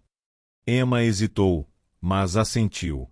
Juntos, eles desceram para a caverna mais uma vez, a escuridão opressiva ameaçando sufocá-los. O altar parecia pulsar com energia, e as sombras se enrolavam em volta dele como cobras. Seguindo a pesquisa de Emma, eles começaram o ritual, usando as velas e símbolos que ela havia copiado dos arquivos da biblioteca. O ar ficava mais frio a cada palavra que falavam, e as sombras se contorciam em agonia. A caverna tremia, e um rugido ensurdecedor encheu o espaço enquanto o encantamento final era falado. As sombras convergiram para o altar, suas formas se contorcendo e colapsando para dentro até desaparecerem com um clarão ofuscante de luz. Quando a luz desapareceu, a caverna ficou em silêncio. A energia opressiva se foi, substituída por uma calma assustadora. David e Emma subiram as escadas, seus membros pesados de exaustão. A porta do porão estava fechada, e a casa estava silenciosa mais uma vez. Os parqueiros deixaram a casa na manhã seguinte, levando apenas o que podiam carregar. Eles nunca retornaram, e a casa foi deixada para decair, seus segredos enterrados sob camadas de poeira e negligência. Mas aqueles que passavam por ali juravam que podiam ouvir sussurros no vento, e à noite, um brilho fraco emanava da janela do porão, como se as sombras estivessem esperando que alguém as encontrasse novamente. As Crônicas da Lua de Sangue. A vila de Coldwell estava ninhada nas profundezas das montanhas florestadas, isolada do mundo por seu terreno acidentado e envolta em um silêncio assustador. A maioria dos forasteiros que tropeçavam no assentamento remoto o descartava como uma mancha comum no mapa. Mas a cada 13 anos, quando a lua de sangue nascia, Coldwell se tornava algo completamente diferente, um lugar de medo, mistério e avisos sussurrados. Por gerações, os moradores da cidade passaram histórias da lua de sangue, um evento celestial que pintava o céu em tons carmesim e anunciava horrores indizíveis. Os moradores tratavam a ocasião com uma mistura de pavor e reverência, fechando suas casas e se fechando lá dentro muito antes do anoitecer. Para eles, a lua de sangue não era apenas um fenômeno astronômico, era um prenúncio de desgraça. Nina Marshall, uma jornalista ambiciosa com gosto pelo não convencional, ouviu falar pela primeira vez da tradição peculiar de Coldwell por meio de um obscuro fórum online. Intrigada pela mistura de folclore e superstição, ela viu isso como um assunto perfeito para uma exposição. Descartando os avisos como nada mais do que paranoia rural, ela arrumou sua câmera, caderno e gravador e partiu para Coldwell uma semana antes da lua de sangue nascer. A jornada até a vila foi longa e árdua. As estradas sinuosas da montanha mal eram largas o suficiente para seu carro. Quando ela chegou, o sol estava se pondo, lançando longas sombras sobre as casas de campo desgastadas e ruas de paralelepípedos. Coldwell parecia um lugar preso no tempo, seu charme marcado por uma tensão subjacente que Nina não conseguia ignorar. O ar parecia pesado, como se a própria floresta estivesse prendendo a respiração. Sua chegada foi recebida com suspeita. Os moradores estavam cautelosos com forasteiros, suas expressões cautelosas deixando claro que Nina não era bem-vinda. Ela alugou um quarto acima do único pub da cidade, administrado por uma mulher robusta e prática chamada Margarete. Apesar de sua relutância inicial, Margarete ofereceu a Nina alguns conselhos enquanto tomava uma cerveja amarga. Vá embora antes que a lua de sangue nasça. Você não quer estar aqui quando isso acontecer. Nina pressionou por detalhes, mas os lábios de Margarete se apertaram em uma linha fina. Algumas coisas são melhores deixadas em paz, ela disse, antes de voltar sua atenção para o bar. Sem se deixar abater, Nina passou os dias seguintes explorando a vila e entrevistando seus moradores. A maioria estava de boca fechada, ignorando suas perguntas ou se escondendo atrás de portas fechadas. Os poucos que falaram com ela compartilharam avisos enigmáticos. Quando o céu sangra, as sombras ganham vida. A lua de sangue muda tudo. Reze para estar dentro de casa quando ela nascer. Na véspera da lua de sangue, Nina notou que os preparativos dos moradores estavam se intensificando. As janelas estavam fechadas com tábuas, as portas reforçadas com vigas pesadas e linhas de sal foram desenhadas nas soleiras. As ruas estavam vazias no meio da tarde, deixando a vila assustadoramente silenciosa. Nina, determinada a descobrir a verdade, ignorou os avisos e montou seu equipamento perto da praça central. Ela planejou documentar o evento em primeira mão, confiante de que seu ceticismo seria validado. Quando a primeira lasca da lua de sangue apareceu no horizonte, Nina sentiu um arrepio inesperado. A temperatura pareceu cair, e o ar antes parado ficou inquieto. O céu escureceu de forma anormal, as estrelas engolidas por um brilho vermelho ameaçador. Foi então que ela ouviu o primeiro grito. Nina se virou rapidamente. Sua câmera capturou uma figura cambaleando na praça. Era um homem idoso que ela havia entrevistado antes, seu rosto contorcido em agonia. Diante de seus olhos, seu corpo convulsionou, membros se torcendo e alongando de maneiras grotescas. Suas unhas se transformaram em garras, seus dentes se afiaram em presas. Em instantes, ele não era mais humano, mas uma criatura selvagem com olhos vermelhos brilhantes e um rosnado de gelar o sangue. Em pânico, Nina pegou seu equipamento e correu para o pub. Ela mal conseguiu entrar antes que Margarete batesse a porta e a trancasse com uma grossa barra de ferro. "SU idiota. Margaret Sibylou." Eu disse para você ficar dentro de casa. O que diabos foi isso? Nina exigiu, sua voz tremendo. Margarete não respondeu. Em vez disso, ela entregou a Nina uma espingarda e um punhado de cartuchos. Se você quiser viver a noite toda, vai precisar disso. As próximas horas foram um pesadelo. De seu poleiro na janela, Nina observou a vila se transformar em um campo de batalha. Figuras sombrias vagavam pelas ruas, suas formas mudando e indistintas. Eles se moviam com velocidade sobre-humana, arrastando qualquer um pego do lado de fora para a escuridão. As criaturas selvagens, antes aldeãs, rondavam famintas, seus uivos ecoando pela noite. É isso que acontece durante a lua de sangue, Margarete explicou, sua voz sombria. É a maldição. Que maldição? Nina perguntou, suas mãos tremendo enquanto ela recarregava a espingarda. Margarete suspirou, seu olhar distante. Há muito tempo, os fundadores desta vila fizeram um acordo. Eles queriam proteção contra os perigos da natureza. Mas o ritual que eles realizaram deu errado. Em vez de manter o mal fora, eles o deixaram entrar. Agora, a cada 13 anos, a lua de sangue nos lembra de seu erro. Determinada a entender mais, Nina pressionou Margarete para obter detalhes. A mulher mais velha relutantemente revelou que a única maneira de acabar com a maldição era destruir o artefato usado no ritual, uma tábua de pedra inscrita com símbolos proibidos, escondida em algum lugar dentro da floresta. Conforme a noite avançava, o pub foi atacado. As criaturas arranhavam as janelas e batiam nas portas, seus rosnados e rugidos eram uma ameaça constante. Margarete e Nina lutaram para mantê-los afastados, mas as barricadas não durariam para sempre. Percebendo que não tinha escolha, Nina tomou uma decisão desesperada. Vou encontrar aquela tábua, ela disse, sua voz firme apesar do medo correndo por suas veias. Você é louca, Margarete respondeu. Você nunca sobreviverá lá fora. Se eu não fizer isso, todos nós estaremos mortos de qualquer maneira, Nina disse, pegando uma lanterna e a espingarda. Diga-me onde começar a procurar. Margaret hesitou on test de concorder. Há uma clareira a leste, perto do antigo poço. É onde eles realizaram o ritual. Se a tábua estiver em algum lugar, será lá. Com a bênção relutante de Margarete, Nina saiu pela porta dos fundos, a lua de sangue lançando uma luz assustadora sobre a vila. Cada passo pelas ruas desertas era um teste de sua coragem, as sombras pareciam se fechar ao seu redor. Os uivos das criaturas ficaram mais altos, e ela podia sentir seus olhos nela, observando, esperando. Chegando à orla da floresta, Nina se forçou a seguir em frente. As árvores se avultavam como sentinelas, seus galhos retorcidos se retorcendo em formas grotescas.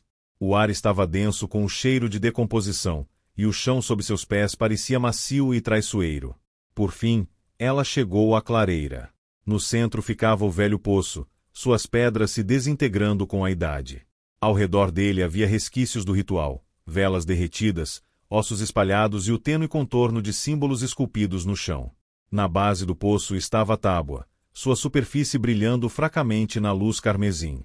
Nina se aproximou cautelosamente, prendendo a respiração ao ver os símbolos de perto. Eles pareciam se contorcer e se mover, como se estivessem vivos. Quando ela estendeu a mão para pegá-lo, um rosnado gutural a congelou no lugar. Virando-se lentamente, ela viu uma das criaturas parada na borda da clareira, seus olhos vermelhos fixos nela. Os momentos seguintes foram um borrão. Nina disparou a espingarda, a explosão ecoando pela floresta enquanto a criatura avançava. Ela cambaleou para trás, agarrando a tábua enquanto mais criaturas emergiam das sombras. Sem outra opção, ela correu, a tábua pesada em seus braços e os monstros logo atrás. Chegando à vila assim que o amanhecer começou a raiar, Nina tropeçou no pub, caindo no chão. Margarete bateu a porta atrás dela, ajudando-a a se levantar. Você pegou? Ela perguntou. Nina levantou a tábua, suas mãos tremendo. O que fazemos agora? Margarete pegou um martelo e um cinzel de trás do bar. Nós acabamos com isso. Juntas, elas quebraram a tábua, os pedaços se dissolvendo em cinzas quando os primeiros raios de sol as tocaram. O ar ficou parado, e as sombras recuaram, deixando a vila em um silêncio desconfortável. A lua de sangue havia passado, e pela primeira vez em gerações, Coldwell se sentiu em paz. Mas enquanto Nina olhava para a floresta, ela não conseguia se livrar da sensação de que algo ainda observava da escuridão, esperando o próximo erro ser cometido. O que espreita no porão? A família Kendrick sempre sonhou em ter uma casa onde pudessem se estabelecer e construir um novo capítulo de suas vidas. Quando eles tropeçaram na antiga casa vitoriana para consertar nos arredores da cidade, pareceu o destino. A casa, com sua ampla varanda e intrincados trabalhos em madeira, exalava um certo charme, apesar de sua idade e das camadas de abandono. David e Laura Kendrick estavam ansiosos para investir suas economias em reformas, acreditando que a casa poderia se tornar um refúgio para sua família. Sua filha adolescente, Emma, não estava tão entusiasmada.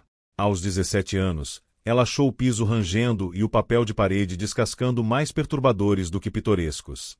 Seu irmão mais novo, Noah, de 9 anos, era mais aberto, já imaginando aventuras no amplo quintal e no sótão que parecia saído de um romance policial. Mas não foi o sótão que capturou sua atenção durante o passeio inicial, foi o porão. A porta do porão era uma imponente placa de madeira fixada no chão do corredor perto da cozinha, protegida por um cadeado de ferro enferrujado. O corretor imobiliário deles deu de ombros para a estranheza, alegando que o antigo dono havia perdido a chave anos atrás. Você sempre pode pedir para um chaveiro cuidar disso, ela disse, com a voz despreocupada. Mas quando David tentou serrar a fechadura no primeiro dia na casa, sua lâmina quebrou em duas. Tentativas subsequentes, um pé de cabra, uma furadeira, até mesmo um pequeno maçarico, falharam. A fechadura parecia impenetrável, um enigma que os enervava mais do que eles queriam admitir. Nas primeiras semanas, os Kendrick se ocuparam com reformas. Laura se dedicou a pintar as paredes e arrancar carpetes velhos, enquanto David cuidava do encanamento e da fiação.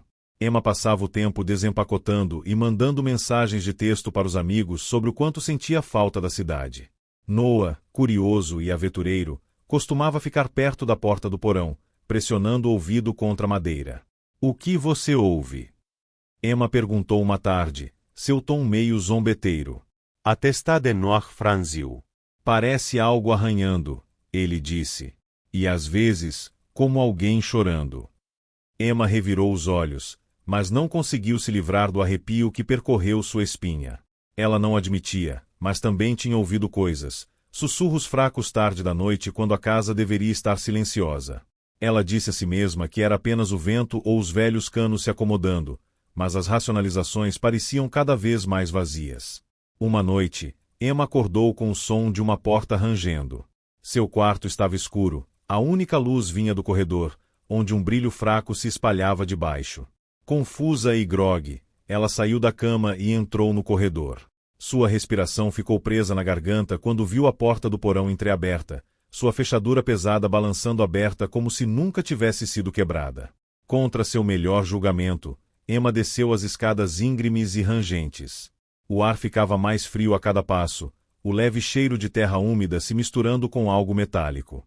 No fundo, ela se viu em um espaço que desafiava a lógica. O porão não era apenas um porão, era uma extensão cavernosa, suas paredes se estendendo em sombras que sua lanterna não conseguia penetrar. O chão estava cheio de detritos, móveis quebrados, ferramentas antigas e ossos, grandes demais para pertencer a qualquer animal que ela pudesse nomear. No centro da sala estava a fonte do cheiro metálico, um objeto pulsante e sobrenatural que parecia vivo. Ele pairava a alguns centímetros do chão, sua superfície mudando entre líquido e sólido. Emma sentiu um puxão, como se a coisa estivesse alcançando sua mente, sussurrando em uma língua que ela não entendia. Ela cambaleou para trás, quase tropeçando em um braço esquelético meio enterrado na terra. Ela correu escada acima, batendo a porta do porão atrás dela e empurrando uma cadeira pesada sobre ela para garantir. Seu coração disparou enquanto ela tentava entender o que tinha visto. Os sussurros, o objeto pulsante, os ossos, era demais. Na manhã seguinte, Emma tentou contar aos pais o que havia encontrado, mas eles a rejeitaram como excessivamente imaginativa. "Você provavelmente estava sonhando", disse Laura, embora sua voz vacilasse. "Eu não estava sonhando", Emma insistiu. Tem alguma coisa lá embaixo. Algo errado. David prometeu verificar, mas quando tentou abrir a porta, a fechadura estava firmemente no lugar, como se nunca tivesse sido removida. Emma olhou incrédula, seus protestos caindo em ouvidos surdos. Nos dias seguintes, a casa pareceu ganhar vida própria. Objetos se moviam inexplicavelmente, luzes piscavam apesar da nova fiação, e pontos frios apareciam em cômodos que estavam quentes momentos antes. Os sons de arranhões ficaram mais altos, e os sussurros se tornaram uma corrente constante, tênue, mas impossível de ignorar. Noah foi o primeiro a desaparecer. Emma acordou uma manhã e encontrou sua cama vazia, os lençóis amarrotados como se ele tivesse saído com pressa. O pânico tomou conta da família enquanto eles vasculhavam a casa e a propriedade ao redor, chamando seu nome até que suas vozes ficassem roucas. Foi só quando Emma ouviu o som fraco de soluços vindo do porão que ela percebeu onde ele devia estar. Ele está lá embaixo, ela gritou, batendo na porta trancada. David e Laura se juntaram a ela, suas forças combinadas finalmente quebrando as dobradiças e fazendo a porta se abrir com estrondo. Eles desceram para a escuridão, suas lanternas cortando raios fracos através do espaço cavernoso. Eles encontraram Noah agachado perto do objeto pulsante, seu rosto pálido e manchado de lágrimas. Ele não me deixa ir, ele sussurrou, sua voz tremendo. Quando David estendeu a mão para ele, o objeto brilhou com luz, e uma força os jogou para trás. Os sussurros ficaram ensurdecedores, fundindo-se em uma voz que falava diretamente em suas mentes. Seu medo me alimenta. Sua presença me fortalece. A família correu escada acima, arrastando Noah com eles. Mas a entidade não se contentou em deixá-los ir. A porta do porão bateu atrás deles, e a própria casa pareceu se voltar contra eles. Paredes se moveram, portas não levavam a lugar nenhum, e sombras se estendiam de forma não natural, bloqueando seu caminho. Emma percebeu que a entidade estava ficando mais forte a cada momento que passava. Eles tinham que encontrar uma maneira de fechar o portal antes que ele os consumisse a todos. Ela se lembrou dos símbolos que tinha visto nas paredes do porão e vasculhou a internet em busca de algo semelhante. Horas de busca frenética a levaram a um antigo ritual projetado para banir entidades de seus reinos. O ritual exigia um sacrifício pessoal, algo de profundo significado emocional. Emma não hesitou. Ela pegou o medalhão de sua avó, a única coisa que ela mais prezava, e desceu para o porão com sua família. Eles formaram um círculo ao redor do objeto pulsante, recitando o encantamento que Emma havia encontrado. O ar ficou mais frio, os sussurros se transformando em gritos enquanto a entidade se debatia contra seus esforços. Quando Emma colocou o medalhão na base do objeto, ele soltou um último lamento ensurdecedor antes de implodir em si mesmo, deixando nada além de silêncio em seu rastro. As paredes do porão tremeram e então começaram a desabar. A família subiu as escadas, escapando por pouco enquanto a casa gemia e se acomodava em um silêncio assustador. Eles partiram naquela noite, levando apenas o que podiam carregar. A casa foi condenada e eventualmente demolida, mas Emma sabia que a entidade não tinha realmente desaparecido. Ela estava esperando, espreitando nos restos do porão, pronta para se alimentar da próxima família corajosa o suficiente para se mudar. Semanas depois de partir, Emma se viu atormentada por pesadelos. Em seus sonhos, ela estava de volta ao porão, os sussurros do objeto pulsante a puxando para mais perto. Cada vez que ela acordava, a sensação de pavor persistia, um lembrete constante de que sua fuga poderia ter sido temporária. David e Laura notaram sua inquietação, mas não a pressionaram. Eles estavam muito ocupados tentando reconstruir suas vidas. Uma noite, enquanto desempacotava caixas em seu aluguel temporário, Emma tropeçou em uma foto antiga da casa vitoriana. Ela estava escondida em um livro de história que eles pegaram da biblioteca durante sua pesquisa. A foto mostrava a casa como ela era décadas atrás, imaculada e cheia de vida. Mas algo no fundo chamou sua atenção, uma figura tênue em uma das janelas, sua forma sombria assustadoramente familiar. O peito de Emma a apertou. Ela virou a foto, encontrando uma nota rabiscada em tinta desbotada: "Cuidado com o que está abaixo."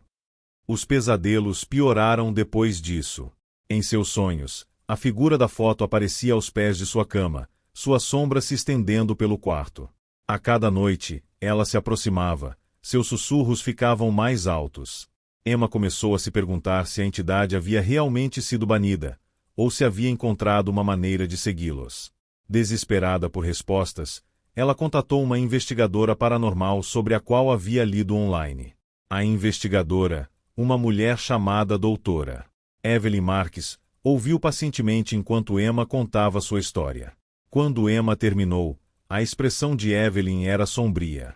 O tipo de entidade que você está descrevendo não desaparece simplesmente, disse Evelyn. Ela se alimenta do medo e é inteligente. Ao sair de casa, você pode ter interrompido sua conexão, mas se for forte o suficiente, pode restabelecer um vínculo, especialmente se tiver uma ligação pessoal com alguém. O estômago de Emma afundou. O medalhão, ela sussurrou. Eu o usei no ritual. Era da minha avó. Evelyn Asensio. Isso pode explicar. Você deu a ele um pedaço de sua energia emocional. Essa conexão pode mantê-la viva. O que eu faço? Emma perguntou, sua voz tremendo. Há uma opção, Evelyn disse. Você precisará voltar. Destruir os restos do porão. Queimar tudo. E cortar quaisquer laços que você tenha com a casa. O coração de Emma disparou. O pensamento de retornar àquele lugar a encheu de pavor, mas ela sabia que Evelyn estava certa. A entidade não estava apenas assombrando seus sonhos, estava esperando por uma oportunidade para atacar novamente. Reunindo coragem, ela convenceu sua família a se juntar a ela em uma última viagem à casa. Quando chegaram, a casa era uma casca do que era antes. As janelas estavam fechadas com tábuas, a varanda cedendo sob anos de negligência. A porta do porão ainda estava intacta, o cadeado agora enferrujado além do reconhecimento. Com a orientação de Evelyn, eles desceram para os restos do porão, armados com gasolina e fósforos. O objeto pulsante havia sumido, mas a energia no espaço era palpável. As paredes pareciam zumbir, os sussurros fracos, mas insistentes. Emma colocou a foto da casa no chão, encharcou-a com gasolina e riscou um fósforo. Conforme as chamas consumiam a imagem, os sussurros se transformaram em gritos. O chão tremeu, e o ar ficou denso com o cheiro de madeira queimada e decomposição. A família fugiu enquanto a casa desabava sobre si mesma, as chamas devorando tudo. Pela primeira vez em meses, Emma sentiu uma sensação de alívio. Eles haviam destruído a âncora da entidade, cortando seu domínio sobre eles. Ou assim eles esperavam. Anos depois, Emma não conseguia deixar de se perguntar se a entidade havia realmente sido vencida. Em noites tranquilas, quando o vento uivava e sombras dançavam nas paredes de seu quarto, ela às vezes pensava ouvir sussurros, fracos e distantes, mas inconfundíveis. E ela não conseguia se livrar da sensação de que um dia a entidade encontraria o caminho de volta. O grito silencioso da mansão Blackwood. Quando Carolina viu a mansão Blackwood pela primeira vez, foi como entrar em um sonho. A propriedade extensa, com suas paredes cobertas de era e frontões altos, parecia emergir da névoa como se saísse de um livro de histórias. Depois de um ano tumultuado marcado por desgosto e perda, herdar a mansão pareceu uma tábua de salvação, uma chance de deixar seu passado problemático para trás e começar de novo. Os moradores, no entanto, não compartilhavam seu entusiasmo. Aquele lugar é amaldiçoado, alertou o merceeiro, um homem idoso com linhas profundas gravadas no rosto. Todos que vivem lá, ou enlouquecem ou desaparecem. Carolina descartou suas palavras como superstição de cidade pequena, o tipo de folclore que se apega a lugares antigos e abandonados. Ela estava determinada a fazer da mansão Blackwood seu santuário, um lugar para se curar e reconstruir sua vida. Com seus pertences a tiracolo e um coração cheio de otimismo cauteloso, ela se mudou em uma tarde enevoada de outubro. A casa era tão grandiosa quanto ela imaginara, embora o tempo e a negligência tivessem cobrado seu preço. Poeira cobria os móveis antigos, teias de aranha grudavam nos lustres ornamentados e o ar carregava um odor fraco e mofado. Ainda assim, Carolina sentiu uma conexão estranha com o lugar, como se estivesse esperando por ela. Sua primeira noite na mansão passou sem intercorrências, embora ela achasse o silêncio enervante. O campo estava muito distante do zumbido constante da cidade, e o silêncio parecia quase opressivo. Enquanto ela estava deitada na cama, O peso da casa pressionava, fazendo-a se sentir pequena e vulnerável. Foi na segunda noite que ela ouviu os gritos pela primeira vez. Eles vieram de repente, fracos, mas inconfundíveis, ecoando pelos corredores escuros. Carolina se levantou de um salto, seu coração batendo forte. Ela esticou os ouvidos, mas o som já havia desaparecido. Descartando-o como uma invenção de sua imaginação, ela se forçou a voltar a dormir. Mas os gritos retornaram. Noite após noite, eles ficavam mais altos e angustiados, reverberando pela mansão como os gritos de um animal ferido. O medo inicial de Carolina deu lugar à curiosidade. Ela começou a explorar a casa durante o dia, procurando pela fonte dos sons. Foi durante uma dessas explorações que ela tropeçou no escritório. O quarto ficava escondido no final de um longo e sombrio corredor. Lá dentro, ela encontrou pilhas de jornais amarelados, fotografias desbotadas e um velho diário encadernado em couro. Enquanto ela examinava os itens, uma história assustadora começou a se desenrolar. Décadas atrás, a mansão Blackwood tinha sido local de um terrível massacre familiar. Os detalhes eram escassos, mas o diário sugeria rituais sombrios, o desaparecimento de uma criança e sussurros de uma força indizível que havia reivindicado a casa como sua. As mãos de Carolina tremiam enquanto ela lia a entrada final. Os gritos não vão parar. Eles estão nos avisando. Algo está chegando. Algo está aqui. Naquela noite, os sonhos começaram. Carolina se viu vagando pelos corredores da mansão em seu sono, seus passos ecoando contra o chão frio de pedra. Seus sonhos eram vívidos e assustadores, cheios de figuras sombrias e uma criança encharcada de sangue que a encarava com olhos vazios. A criança nunca falava, mas sua presença enchia de uma sensação de pavor tão profunda que a deixava sem ar quando acordava. À medida que os dias se transformavam em semanas, a casa parecia ganhar vida. Sombras se moviam onde não havia luz, portas rangiam ao se abrirem sozinhas e pontos frios apareciam nos cômodos mais quentes. Carolina sentia o peso de olhos invisíveis sobre ela o tempo todo. Os gritos ficavam mais altos, agora acompanhados por sussurros que pareciam vir das próprias paredes. Os sussurros não eram aleatórios. Eles falavam em frases fragmentadas, avisando-a para ir embora, para correr antes que fosse tarde demais. Mas a curiosidade de Carolina superou seu medo. Ela começou a juntar as peças da história da mansão, examinando o diário e os registros que havia encontrado. Os antigos donos, todos os quais tiveram fins trágicos, relataram fenômenos semelhantes: os gritos, as sombras, a sensação de estarem sendo observados. Por meio de sua pesquisa, Carolina descobriu a verdade sobre a criança em seus sonhos. Seu nome era Thomas Blackwood, o filho mais novo dos donos originais da mansão. Ele foi o único sobrevivente do massacre, embora tenha desaparecido logo depois. A lenda local afirmava que Thomas havia sido levado pela entidade que assombrava a casa, uma força sinistra ligada à mansão por um antigo ritual que deu errado. Quanto mais Carolina aprendia, mais perigosa a casa se tornava. Os sussurros se transformavam em gritos, ecoando pelos corredores a qualquer hora. As sombras ficavam mais ousadas, atravessando sua visão periférica e roçando sua pele. A criança encharcada de sangue começou a aparecer não apenas em seus sonhos, mas também nas horas acordadas, de pé ao pé de sua cama ou espiando pelos cantos.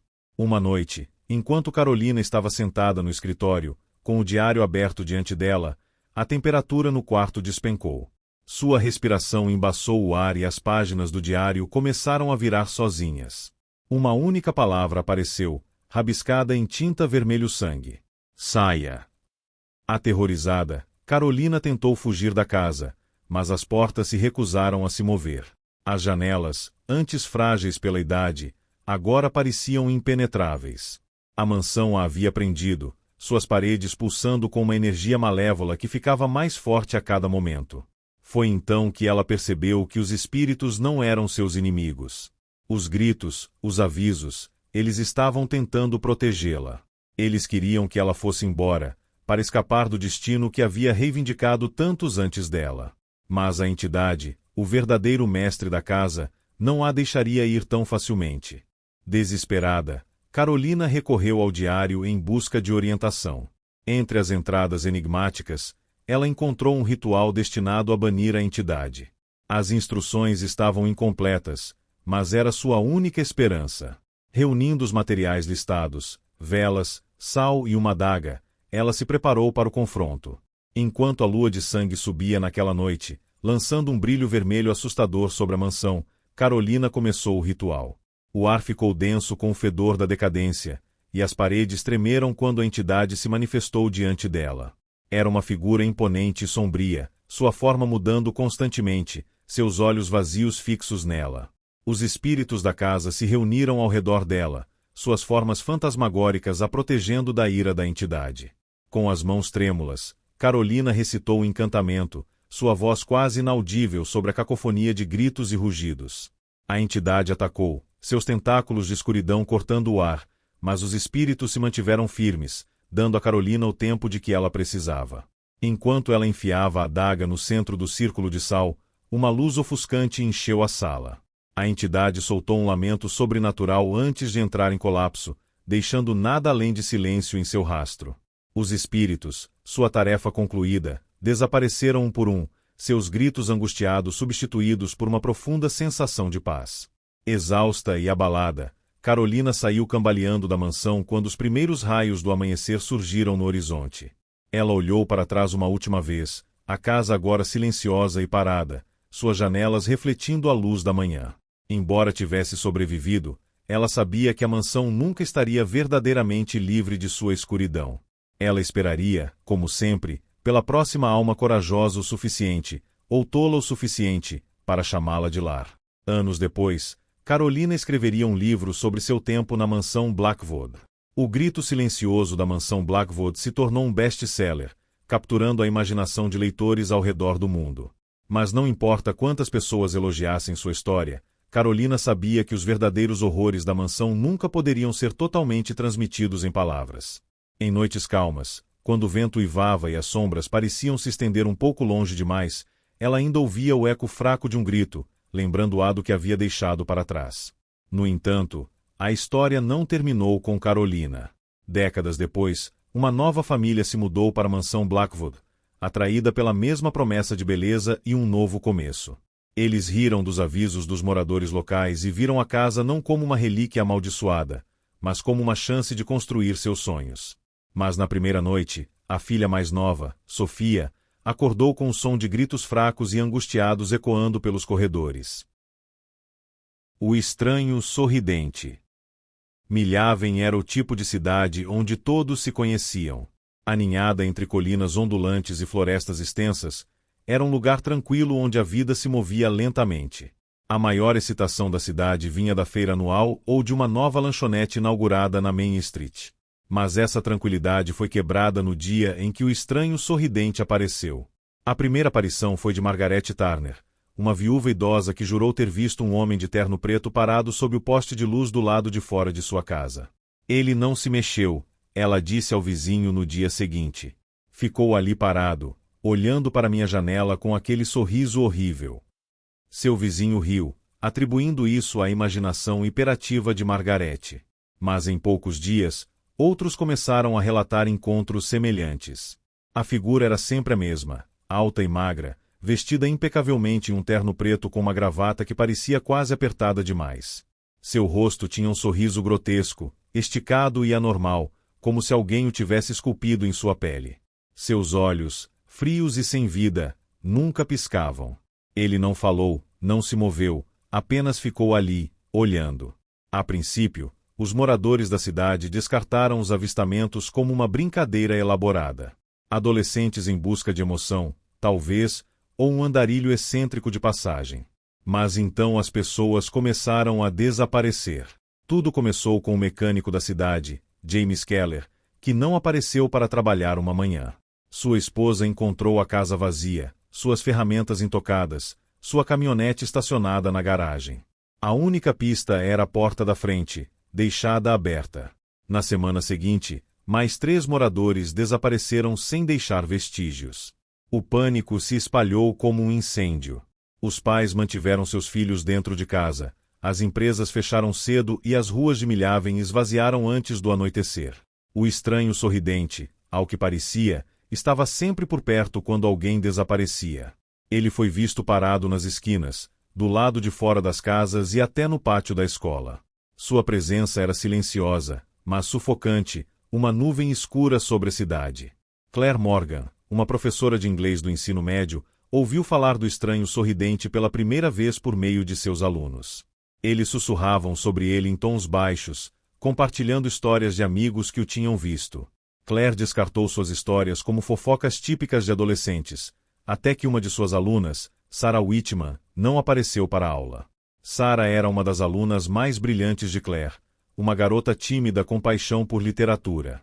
Quando Claire ligou para sua casa, não houve resposta. Preocupada, ela dirigiu até a residência Whitman, apenas para encontrar a casa assustadoramente silenciosa. A porta da frente estava entreaberta, balançando suavemente na brisa. Lá dentro, o ar parecia pesado, o silêncio opressivo. Os pais de Sarah também tinham ido embora. O único sinal de vida era um único livro aberto na mesa da cozinha, suas páginas tremulando como se fossem pegas por um vento invisível. O desconforto de Claire se transformou em pavor quando ela o viu. O estranho sorridente estava parado na beira do quintal dos Whitman, imóvel. Seu sorriso parecia mais largo do que nas descrições que ela ouvirá, seus olhos vazios fixos nela. Por um momento, ela ficou paralisada, incapaz de desviar o olhar. Então vieram os sussurros. Não eram exatamente palavras, mas como fragmentos de pensamento, crus e invasivos. Eles perfuraram sua mente, trazendo à tona memórias que ela havia enterrado há muito tempo. A morte de seu irmão mais novo, a culpa que ela carregava por não estar lá, as dúvidas que ela nutria sobre sua capacidade de proteger seus alunos. Os sussurros ficaram mais altos, sufocando-a até que ela cambaleou para trás, quebrando o contato visual. Quando ela olhou novamente, ele havia sumido. Naquela noite, Claire não conseguiu dormir. Os sussurros ecoaram em sua mente, misturando-se com as memórias que ela tanto lutou para suprimir. Ela começou a pesquisar sobre o estranho sorridente, examinando jornais velhos e fóruns online. O que ela encontrou a gelou até os ossos. O estranho sorridente não era novo em Milhaven. Ele havia aparecido em outras cidades, datando de mais de um século. Em cada caso, o padrão era o mesmo: avistamentos de um homem em um terno preto, seguidos por uma série de desaparecimentos. As cidades foram deixadas em ruínas, seus moradores consumidos pelo medo e paranoia. Em todos os casos, o estranho desapareceu sem deixar rastros, não deixando para trás nenhuma evidência de sua presença. A obsessão de Claire pelo estranho sorridente se aprofundou conforme mais alunos desapareciam. Ela percebeu o padrão: o estranho parecia mirar em pessoas com medos ou arrependimentos profundos, aproveitando-se de suas vulnerabilidades. Ele não era apenas um observador passivo, ele era um catalisador, amplificando a escuridão dentro de suas vítimas até que elas consumisse.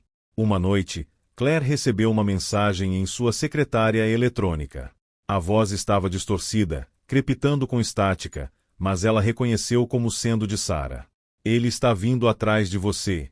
A voz sussurrou. Não o deixe entrar. A ligação causou arrepios em sua espinha. Claire começou a fortificar sua casa, trancando todas as portas e janelas, fechando bem as cortinas. Ela mantinha uma lanterna e uma faca de cozinha ao lado da cama, embora duvidasse que fossem de alguma utilidade. O estranho sorridente não era humano, pelo menos, não inteiramente. Nos dias seguintes, a paranoia de Claire cresceu. Ela viu o estranho em todos os lugares, no reflexo de uma vitrine, parado à distância no parque, até mesmo no corredor do lado de fora de sua sala de aula. Ela começou a questionar sua sanidade, sem saber se os avistamentos eram reais ou alucinações causadas pelo medo. Uma noite, enquanto uma tempestade rugia do lado de fora, Claire ouviu uma batida em sua porta. Seu coração disparou quando ela se aproximou, segurando a faca com força. Espiando pelo olho mágico, ela não viu nada além de escuridão. As batidas continuaram, mais altas e insistentes. Reunindo coragem, ela abriu a porta, apenas para encontrar o estranho sorridente parado ali, seu rosto a centímetros do dela. Antes que ela pudesse reagir, ele levantou a mão e apontou para além dela, para dentro da casa. Claire se virou e viu sombras se acumulando nos cantos de sua sala de estar, se unindo em formas que se contorciam e pulsavam. Os sussurros retornaram, mais altos do que nunca, enchendo sua mente com um barulho insuportável. Ela largou a faca, segurando a cabeça enquanto o mundo girava ao seu redor. Naquele momento, Claire entendeu a verdade. O estranho sorridente não era a fonte da escuridão, ele era seu arauto, um aviso do que estava por vir. As sombras não eram sua criação, elas eram a manifestação do medo e arrependimento coletivos de Milhaven, atraídos à superfície por sua presença. Com sua última gota de força, Claire se concentrou nos sussurros, peneirando o barulho até encontrar um único pensamento coerente: confronte-o. Claire se virou para o estranho, encontrando seu olhar fixo. Os sussurros ficaram ensurdecedores, mas ela se manteve firme, recusando-se a desviar o olhar. Lentamente, o sorriso em seu rosto começou a vacilar, suas feições se contorcendo em algo semelhante à dor. As sombras recuaram, recuando para os cantos da sala. A forma do estranho tremeluziu, suas bordas borrando como se ele fosse uma projeção. Pela primeira vez, ele falou, sua voz oca e distante. Você não pode escapar do que está dentro. Com isso, ele desapareceu, deixando Claire sozinha na casa silenciosa e iluminada pela tempestade. Os desaparecimentos em Milhaven pararam depois daquela noite. O estranho sorridente nunca mais foi visto, embora sua presença permanecesse na mente daqueles que o encontraram. Claire continuou ensinando, mas ela estava mudada para sempre. Ela sabia que a escuridão que o estranho havia revelado não era exclusiva de Milhaven, era parte de cada alma humana, esperando o momento certo para emergir. Anos depois, Claire escreveria um livro sobre suas experiências, intitulado O Estranho Sorridente. Tornou-se um best-seller, embora muitos o tenham descartado como ficção. Mas Claire sabia a verdade. Em noites calmas, quando o vento uivava através das árvores e as sombras pareciam se mover por conta própria, ela ainda podia sentir seu olhar e o eco fraco de um sorriso.